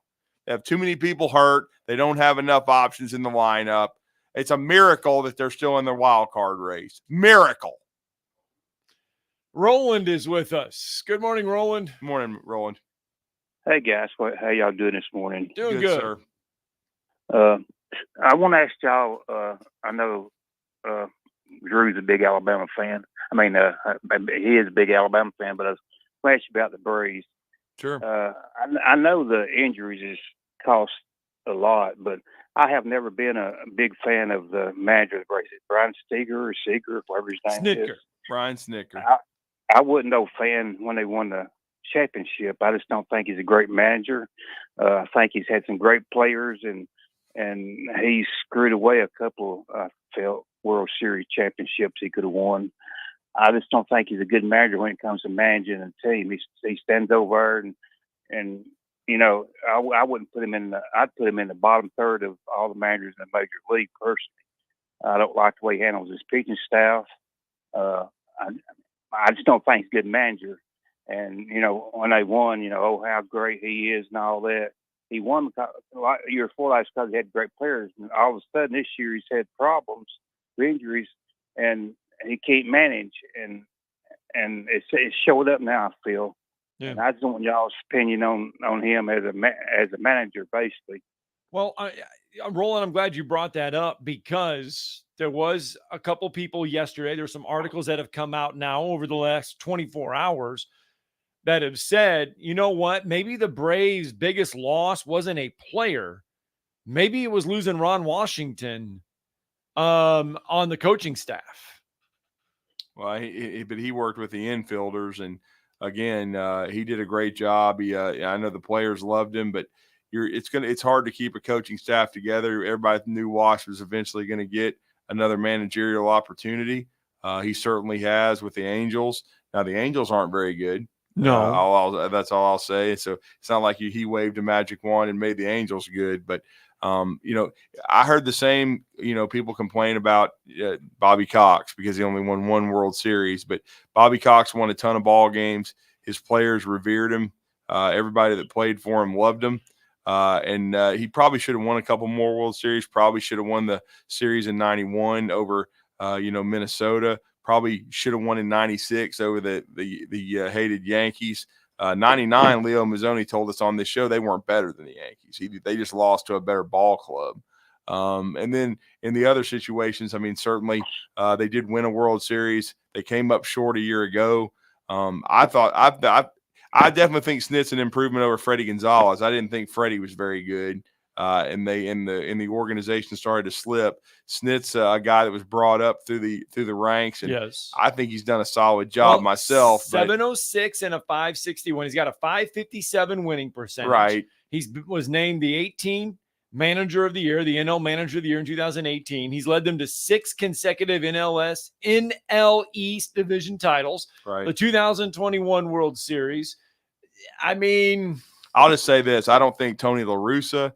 I don't think Whitey Herzog. I don't think, and I love Jim Leland. I don't think you put any of them in the dugout. This Braves team's in first place. You just can't. They don't have the horses to be there. Been too many injuries. You lose Strider early in the first month. You've had Fried out of the rotation quite a bit. Charlie Morton's 41 years old. You've had to rely on a lot of young arms. The bullpen's been the bright spot. And then Matt Olson, after 2 really good years as a Brave, he has not had a good year this year. You lose Albies again. Arcia has been up and down, better lately. But Riley missed a significant amount of time. Same way with Sean Murphy. And now we're just now getting to the outfield. Okay. Because of the Noah Cunha for the majority of the year. Michael Harris has been out for months now. You're only as good as your lineup, and they're still in playoff contention. So they've got they have, if the playoffs started today, they'd be a wild card team. Right. They're 7 games above 500, 60-53. I don't know if they'll 7.5 make it to the games end or back not. of the Phillies. I mean, it's just going to depend if Michael Harris can come back and hit the ground running. He's on a rehab assignment right now, which started at AAA, I believe, at North Gwinnett. So he'll be back at some point. They need Soler to start to hit. He hasn't hit since the trade. And then I know Kelnick, after getting off to a promising start, he hit a bomb last night, but his last couple of months have been terrible. So they need some guys to start stepping up and swinging the bats. But I mean, again, my question is this: who would you replace Snit with? Because I don't think that if Ron Washington had slid over to the managerial spot this year that the Braves would be any better. I just think a lot of it is injuries, and it's the most injuries I can remember a Braves team going through, as far as not just the lineup but pitching staff as well, because it's just devastating. And not to mention they ended up trading him, but Kyle Wright 2 years ago looked like he was going to be a stalwart for a long time in that rotation when he won 22 games. But again, it's just one of those things with baseball. Baseball's hard. Yeah, it's managers. Pitching hard, especially to keep it healthy. It's hard to find a manager, just like it is. Baseball. It's really hard to find a manager. There's a lot of teams that take stabs at trying to find someone, but when you find someone and they do have at least moderate success, the only guy that I would take right now would be Bruce Bochy, just because he has. He's done it everywhere, and he's got the skins on the wall in the World Series with the Giants. Went to the World Series with the Padres and won it all last year with Texas, but he's just about the only one I would take right now. I was going to say Bruce Bochy would be my choice before you said that. I think he's a great manager. I think he would. And he came out of retirement after several years too, so he was away from the game after he left the Giants. I think he would have won the World Series last year for the Braves, because I thought the Braves last year were the best team in baseball, and they just flamed out in the playoff, And I think he managed a little bit different when you get to playoffs sometimes too. And I just don't think the Braves manager, knows how to manage when it comes to playoffs, really. All right, Roland, thanks for the phone call. Good stuff there about the Atlanta Braves. We got to get a break in, though. Let's throw one in here real fast when we come back. Phone line still open to you, 256-576-4977. Talking Ball. Scott Tyson, Drew DeArmond. You're listening to Talkin' Ball on 97.7 ESPN, The Zone. Got a wreck Parkway and Hobbs had utility involvement there. No injury reported, but they've got at least 3 power poles down. So you got a power outage down in that area. May have some traffic signals that aren't working. Wall, Triana, and Appaloosa Court reported as an injury type in Madison. And we picked up one in Hazel Green, 231 southbound at Kristen Lane. That one also may have a minor injury. D&L Refrigeration repairs heating and air conditioning units for homes and businesses. D&L 256-652-1207. State license 08091. Captain Nick in the Valley Skywatch Traffic Center. Eagle Masonry and Installation. It's right there in the name. Eagle is your one-stop shop for block, stone, or brickwork, monument signs, and outdoor kitchens and fireplaces. Eagle also offers the finest craftsmanship and insulation, including fiberglass or spray foam insulation, and of course, insulation removal. Philip Love and his team have years of experience, bringing the region the best in masonry and insulation services. For more information and a quote, visit insulatewitheagle.com or call 256-755-1556. Eagle saves you time. Eagle saves you money. From heirloom diamonds to contemporary jewels, Loring & Company is the place to find something truly special. Whether shopping for a diamond ring for that once-in-a-lifetime occasion or marking a milestone birthday or personal achievement with a Rolex watch, you'll find just the thing in our edit of the world's most sought-after brands, including David Yurman, Roberto Coin, Marco Bicego, and Fopay. Expect a treasure trove of the world's most unique, even breathtaking earrings, rings, necklaces, and bracelets, making choosing just one piece a challenge in itself. Loring & Company Jewelers on Airport Road. Are you tired of power outages disrupting your life? It's time for a Generac standby generator from Current Electrical. Storms may rage outside, but inside your family's powered up. So why choose Current Electrical for your generator needs? 1, we offer a wide range of models to suit every budgeted energy requirement. 2, our project managers handle every step of the process: power, gas, permitting, and inspections. 3, our certified technicians install your generator with precision, ensuring peace of mind. Don't wait for the next blackout. Call 256-880-1880 or visit us online at jetsuperstore.com. Embark on a flavorful journey at the Brewers Cooperative. Located within the vibrant community hub of Stovehouse in Huntsville, our brewery isn't just about crafting exceptional beers. It's a destination where culinary delights and local brews harmonize. Whether you're seeking a laid-back lunch or a lively dinner with friends, our diverse menu has something to please every palate. With a commitment to quality and a passion for innovation, we invite you to savor the unique flavors of Huntsville's craft beer scene at the Brewers Cooperative. Call 256-678-7036. The Brewers Cooperative. Hi, my name is Dan Aldridge. I'm here to let you know about the Aldridge Law Firm and the soon-to-be-announced Legal Town Center. I've been practicing law in Alabama since 1984, and I also practice in Tennessee. And I'm from North Alabama, and I'm here to represent you and take care of your legal needs. For many of us, hiring an attorney is not high on the priority list, and maybe a little scary. But it's something that we all need at some point. So by all means, do your homework. And if you need representation for car accident, wrongful death, medical malpractice, nursing home abuse, or estate planning, or any other matter, just give us a call at 256-534-3188. And you can email me at Dan, that is Dan at danaldridgelaw.com. Dan at danaldridgelaw.com. God bless America. No representation is made that the quality of legal services to be performed is greater than the quality of legal services performed by other lawyers. What's happening? What's happening?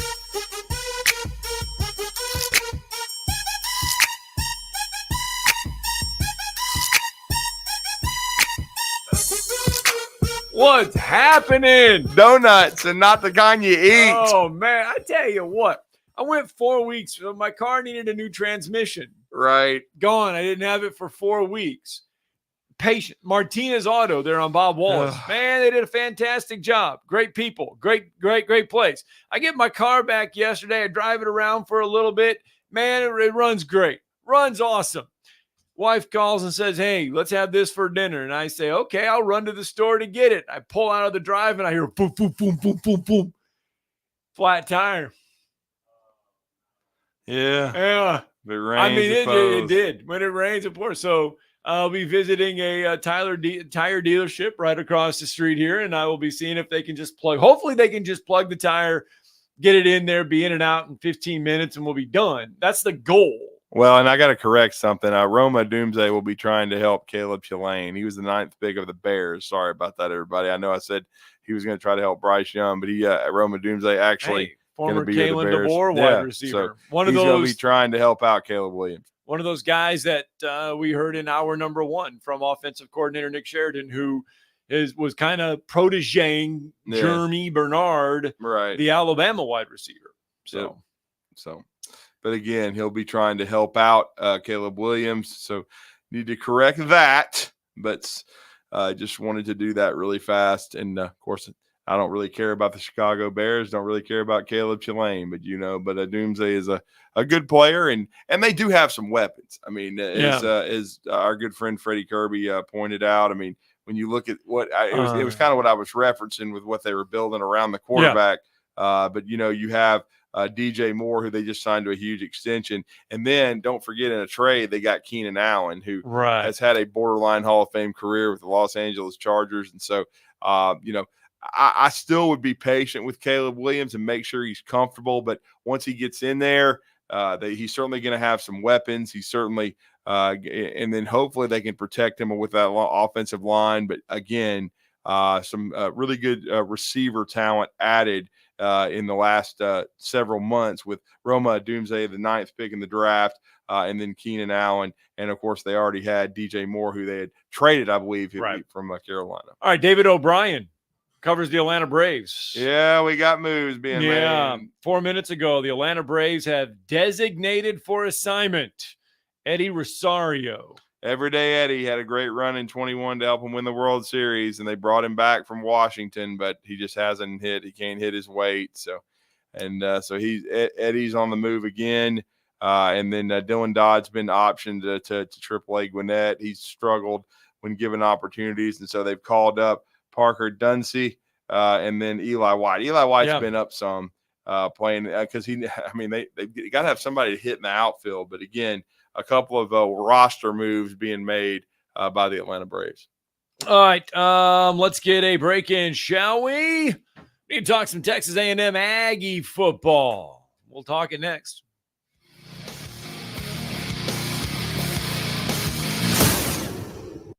You're listening to Talkin' Ball on 97.7 ESPN, The Zone. From the Fox 54 Weather Center, I'm Chief Meteorologist Jordan Dressman. A mostly sunny sky this afternoon. Temperatures climbing into the mid-90s. Maybe we get an isolated, widely scattered shower or thunderstorm to develop across North Alabama, southern Middle Tennessee, but odds are better than not. Probably going to end up staying dry. We drop into the low 70s as we head into the overnight. A partly sunny sky for your Friday. Again, an isolated shower is possible. Most of us going to stay dry. Temperatures climbing into the lower 90s. A mostly sunny sky for your Saturday. We are going to be cooler and less humid across the Tennessee Valley. I'm Chief Meteorologist Jordan Dressman on your home for ESPN Radio, 97.7 ESPN, The Zone. And a report of a wreck at airport in Whitesburg with some northbound blockage. No injury reported. Wall, Triana, and Appaloosa Court reported with injury, but it looks like they may have canceled Himsey. Parkway and Hobbs turned out to be a no injury, but it's got utility damage there. And one in Hazel Green, 231 and Kristen Lane may still be trying to clear.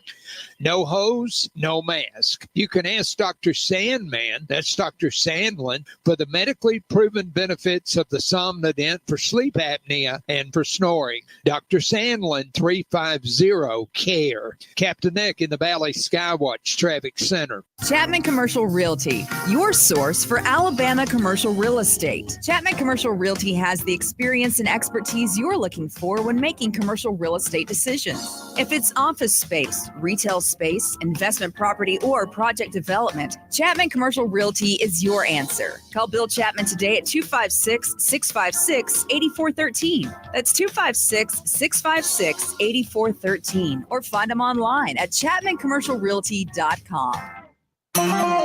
This summer, make it a Woody Anderson Ford. Make it 0% financing, make it no down payment, and make no payments for 90 days. Hey folks, Bobby White back again for Woody Anderson Ford. It's our Ford summer sales event, and I promise you can save serious dollars on a large selection of our 2024 Fords. We've got financing as low as 0% for 36 months on 2024 F-150, Explorer, Expedition, Edge, Escape, plus all-electric F-150 Lightning and Mustang Mach-E. And on all these Fords I just mentioned, you'll make no down payment and no payments for 90 days. Can you say Orange Beach, here we come? This is going to be a good summer.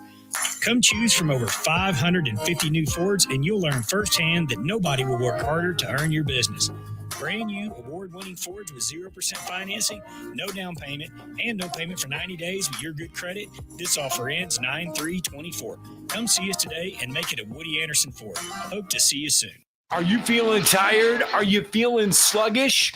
Gentlemen, Game Day Men's Health. Game Day Men's Health is here to help you. Braden is here. Braden, you've got the answers. Thanks, Scott. Whether it's low T, erectile dysfunction, weight loss, or a number of other things, we have the solution for them. It's Game Day Men's Health. Give them a call today at 256-850-1570. You can find them online. GameDayMen'sHealth.com. Hey, what man wouldn't like to have tests done in a man cave? That's right.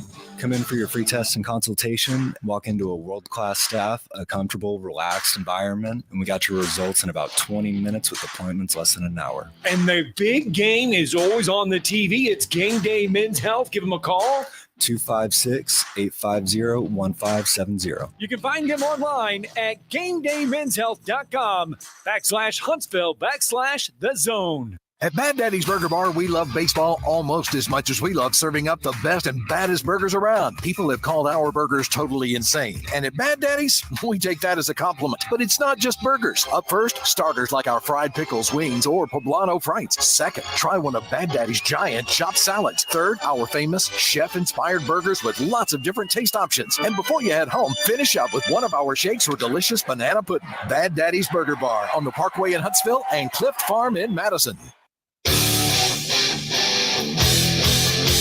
All right, welcome back. Talking Ball, 97.7 ESPN, The Zone.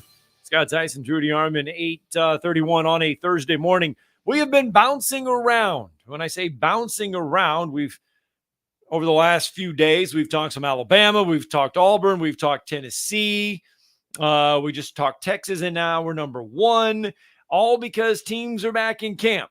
Camps are in full swing. And another one of those is the Texas A&M Aggies.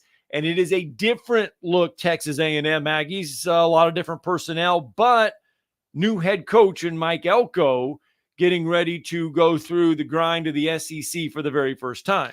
Yeah, no doubt. And we about a year ago, we connected with this gentleman. He did a great job. And I know they were down there with Gig'em 247 covering the Aggies in Dallas, Texas. And I've said this many times and I said it repeatedly in Dallas that I picked A&M 10th, but I think they got a lot of upward mobility in this 16-team league. And I think Mike Elko was a sneaky underrated hire. Thought he did a great job. When Jimbo Fisher was successful at Texas A&M, it was because of having Mike Elko as defensive coordinator.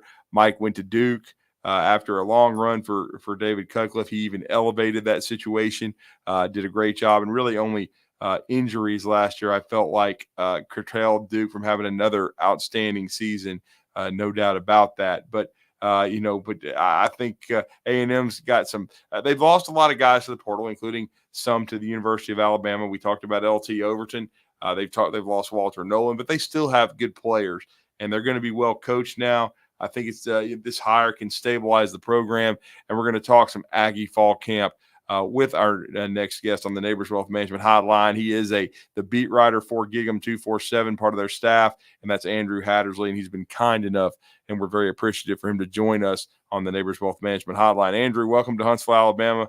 Welcome back. You're with Drew and Scott. How are you this morning, sir? Morning, guys. How you doing? Thanks for having me back on. It's definitely good to be back. Yeah, no doubt. How is the feel around the program now with Mike Elko, who a lot of Aggies are familiar with? He did a great job after he was hired away from Wake Forest, and really elevated that Aggie defense. They were very successful. They beat Alabama, but just kind of what's the feel around the program now that Mike's back in town and is moved over to be the head coach?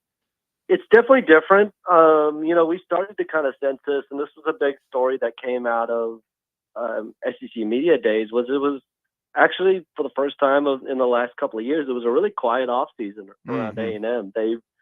There wasn't, the drama of maybe back and forth like there was between Jimbo Fisher and Nick Saban. There wasn't the talk of Bobby Petrino and who was going to call plays. It was just a really quiet off season where they've gone through their off-season strength and conditioning program.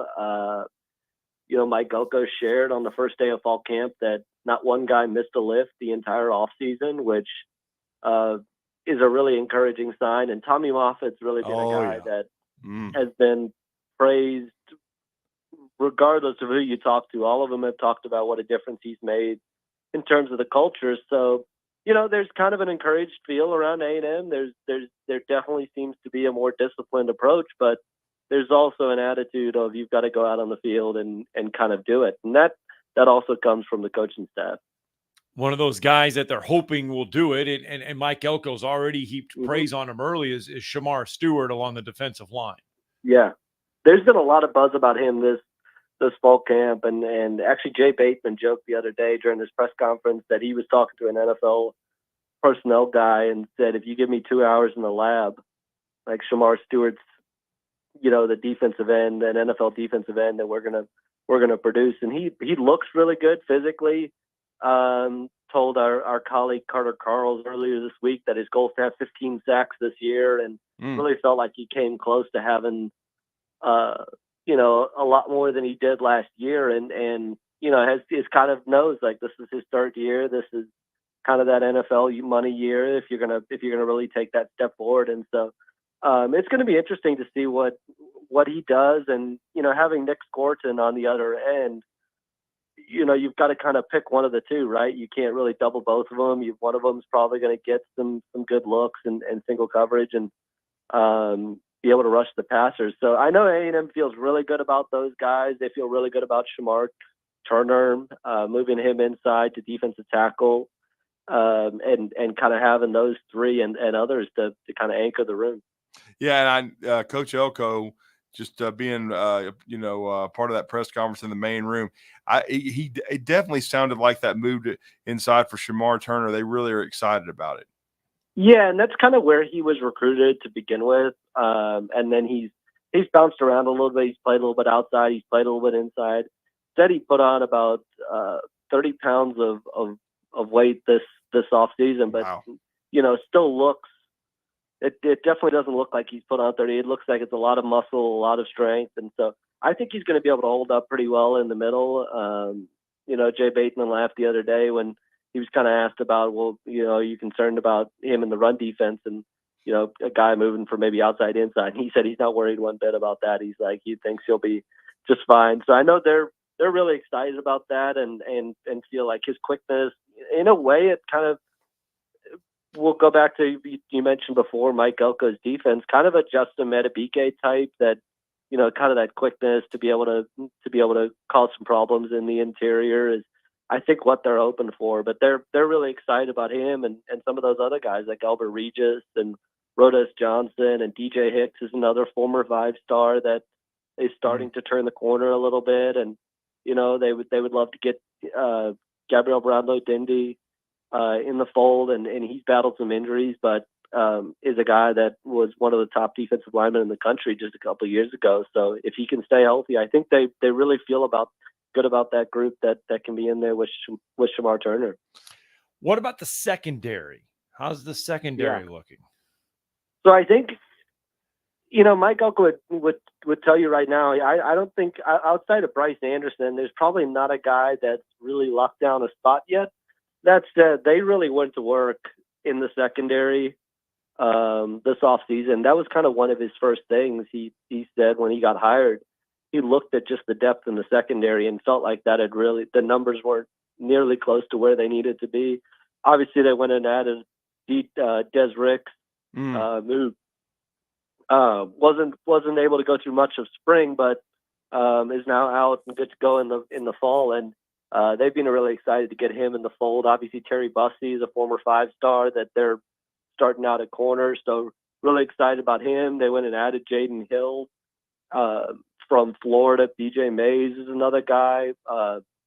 They're really excited about Trey Jones, who's out of Alabama actually originally, and they're really excited about what he could potentially do at safety. So I think the thing, and Marcus Radcliffe and Donovan Saunders, I think they added 9 guys to the secondary out of the transfer portal and really went to hammering the depth there. And so they're just kind of at this point in the process. And Mike Elko said this the other day that he's not making any determinations. They've got their first scrimmage coming up this weekend, but he just kind of wants to see the competition play out and see who kind of rises to the top. But I think he's got confidence that a lot of these guys are going to play. Will Lee is another one out of Kansas State. He was actually the first one they added. And so they just added a lot of bodies, a lot of numbers that I think they feel really good about that secondary and who's going to be able to kind of push forward and earn some playing time.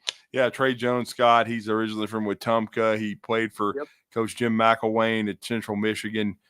So it'll be interesting to see how and don't forget with Jaden Hill, Bob Jones High School, man, and Kevin Rose. So he's been in college a long time because of COVID, and Andrew, as I'm sure you guys know, if you've studied his history, he's had some tough injury luck. But a very talented kid who potentially could still reach the NFL if he had a good last year with the Aggies. No doubt, and he's a guy that's obviously very familiar with Jay Bateman's system, right? That's so good. He Yeah, comes that's a good over. point. Yep. He comes over with Jay Bateman, and so he's very familiar with that system. And they've kind of looked at maybe playing him in that nickel spot and maybe moving him around a little bit. And I know they were really excited to get him in the fold just from a guy that's been in the SEC that knows what it takes to go through there. And yeah, Trey Jones is one that I think they're really excited. If there was a guy right now that I thought maybe him and Dalton Brooks are probably the two guys that, if you're looking at that's that guy who could be opposite Bryce Anderson, I think Trey Jones and Dalton Brooks would probably be the two best candidates right now. But I think there's a good chance both of them play a lot this year. So I think those are two guys. And you mentioned it with Jaden Hill. He's just got to stay healthy. That's the biggest thing. And that's been another part of the offensive, conditioning program is they've far more than the other staff kind of track some of those numbers and how much you're doing, what's your load and all that sort of stuff. And so they're relatively injury free when it comes to fall camp, which has been great news. Obviously, you kind of knock on wood as you go through these practices, but in terms of Jaden Hill, they've been really happy with what he's done so far.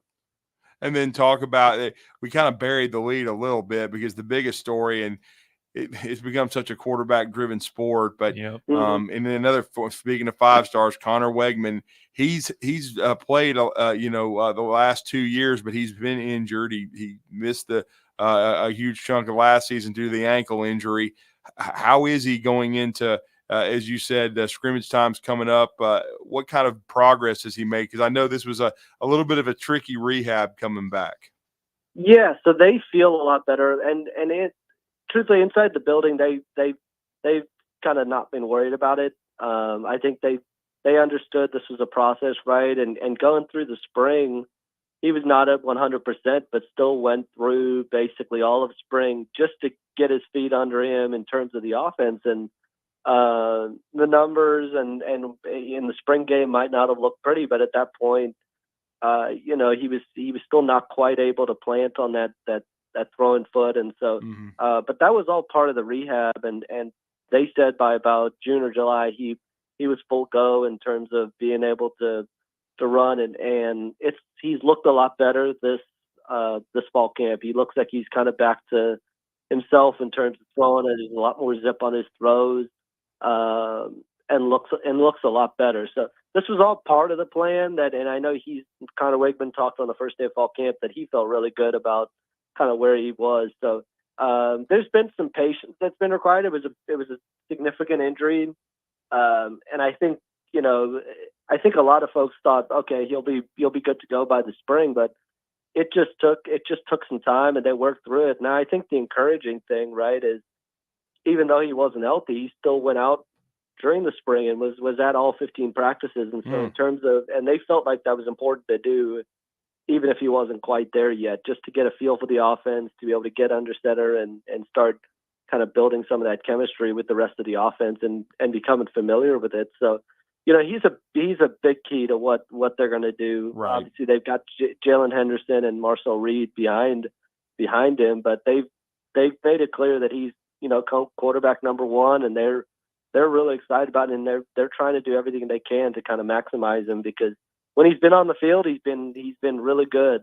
Going back to that back half of his freshman year, even into last year before he suffered that injury, he's been kind of really good. He just needs to kind of take that next step and put it together for a full season. And he got to go through the Manning Passing Academy as well, and Coach He Mike sure Elko did. talked about how big that was. Yeah, just to be able to spend time around, right? The Mannings mentioned just, anytime any of his quarterbacks get the opportunity to do that and you get to spend time with the Mannings, there's so much you can kind of gain from that. And, you get to be around some other elite quarterbacks too. And so they really feel like that was another beneficial experience just to be able to talk to those guys. And some of those guys are guys that he was in the same recruiting class with. So he's very familiar with them from that front. But, what an opportunity to be able to go sit down with the Mannings for a couple of days and really get to pick their brain and talk some football.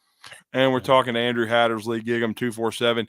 What about the rest of the, we heard from Nick Saban earlier in the show, and he was talking about the play around the quarterback in order to enhance his performance.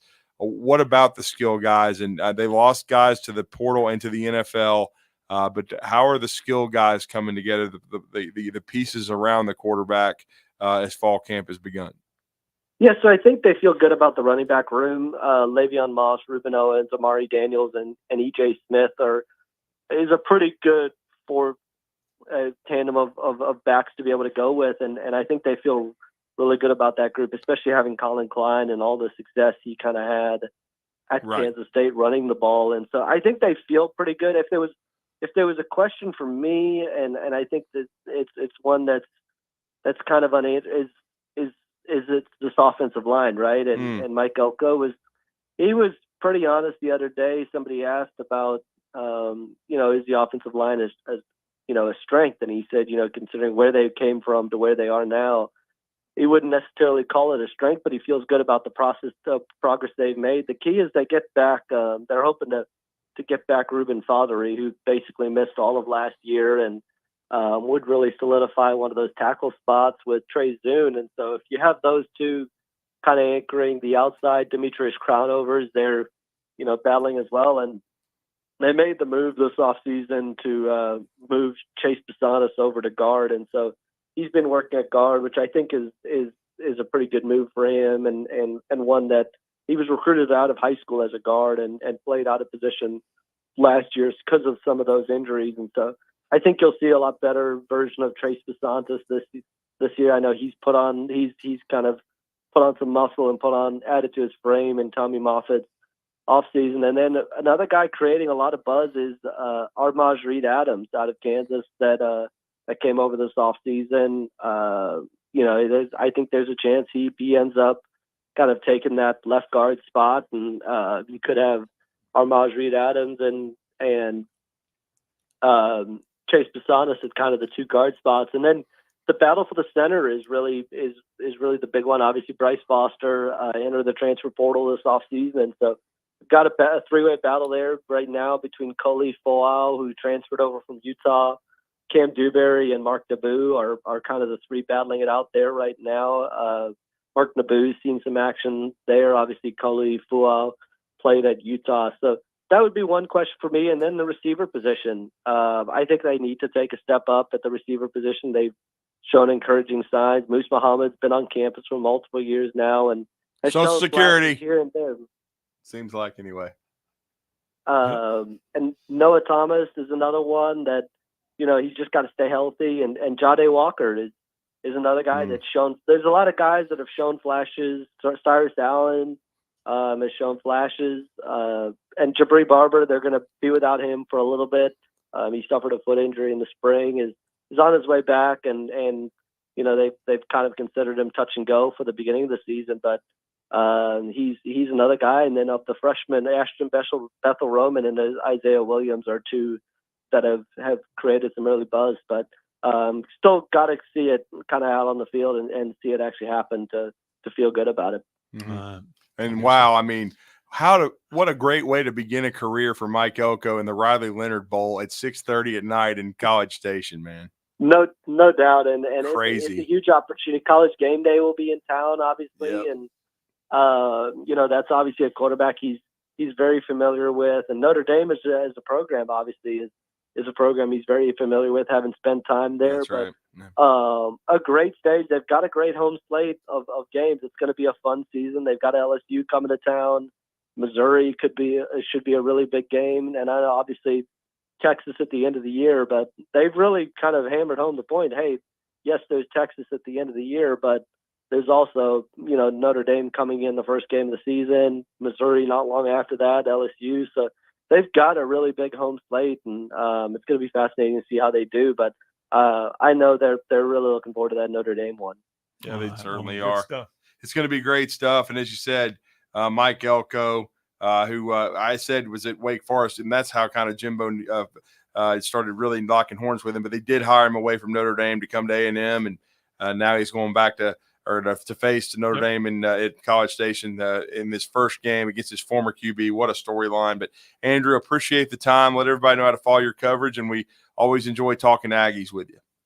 You bet. I really appreciate you guys having me on. You guys can catch us over at Gig'em 24/7, and my Twitter handle is at Andrew Hatt, so people can jump on over there and reach out if they have any questions. Appreciate you, sir. Good Thank stuff. You. Appreciate it, guys. Thank you. Let's get that final break in. Oh, yeah. Talking Ball returns next. You're listening to Talkin' Ball on 97.7 ESPN, The Zone. Sounds like they're beginning to get some of the power back on in South Huntsville. Had a wreck parkway near Hobbs Road. Had 3 utility poles down there. Turned out to be a no injury. Wall, Triana, and Appaloosa Court in Madison should be wrapping up. Picked up one on the parkway, though, northbound around Airport. That one's being reported as an injury type. And we got one near Hazel Green, 231 southbound at Kristen Lane. No hose, no mask. You can ask Dr. Sandman, that's Dr. Sandlin, for the medically proven benefits of the Somnodent for sleep apnea and for snoring. Dr. Sandlin, 350-CARE. Captain Eck in the Valley Skywatch Traffic Center. Download the Talk Radio WZZN app and catch every pitch of the Rocket City Trash Pandas. Now a launch job into deep right. Back on it goes Veras. He's at the tracks. He looks up and it's out of here. Joyce ready to go again. Next offering. Fastball swung and missed. That one launched deep left. Allen won't even try. He'll watch it leave the yard. Pitch is ripped. Deep center field. Back on it goes Tatum. At the track, looks up, and it's out of here. A home run. 97.7 ESPN, The Zone.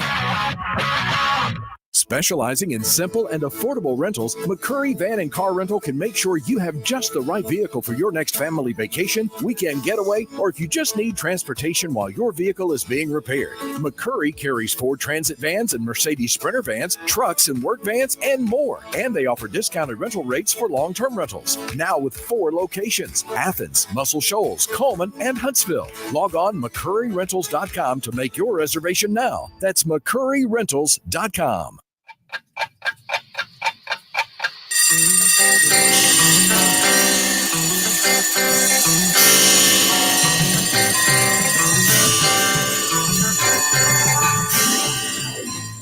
It's time for tomorrow's headlines today with Scott Tyson and Drew DeArmond on 97.7 ESPN The Zone.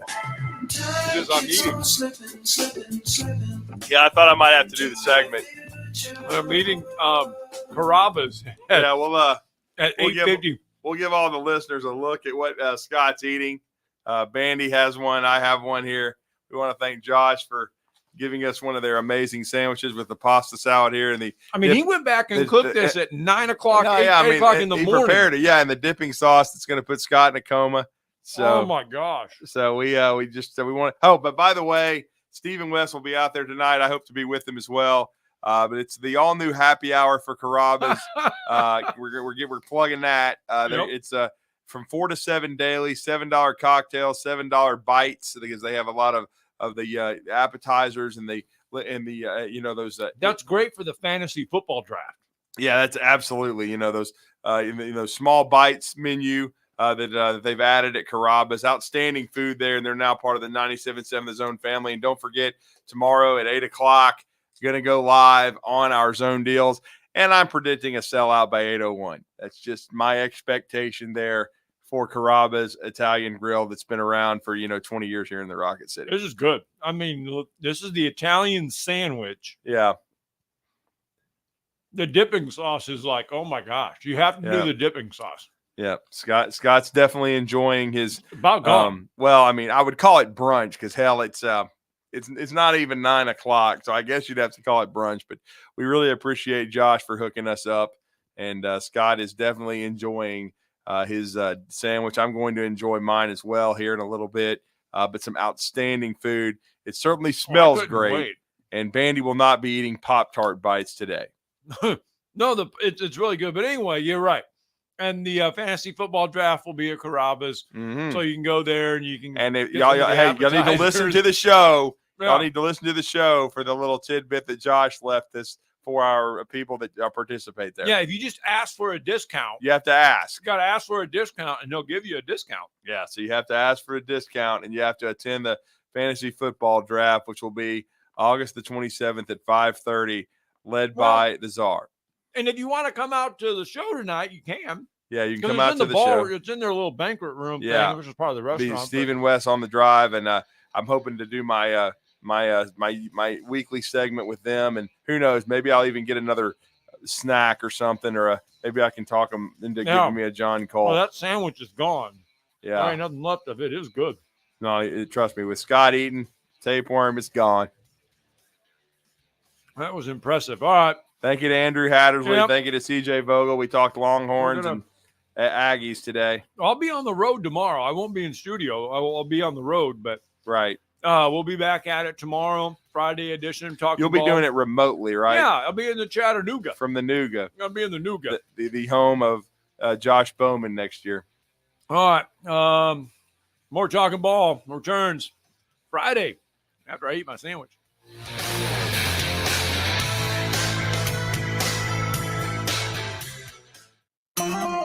This summer, make it a Woody Anderson Ford. Make it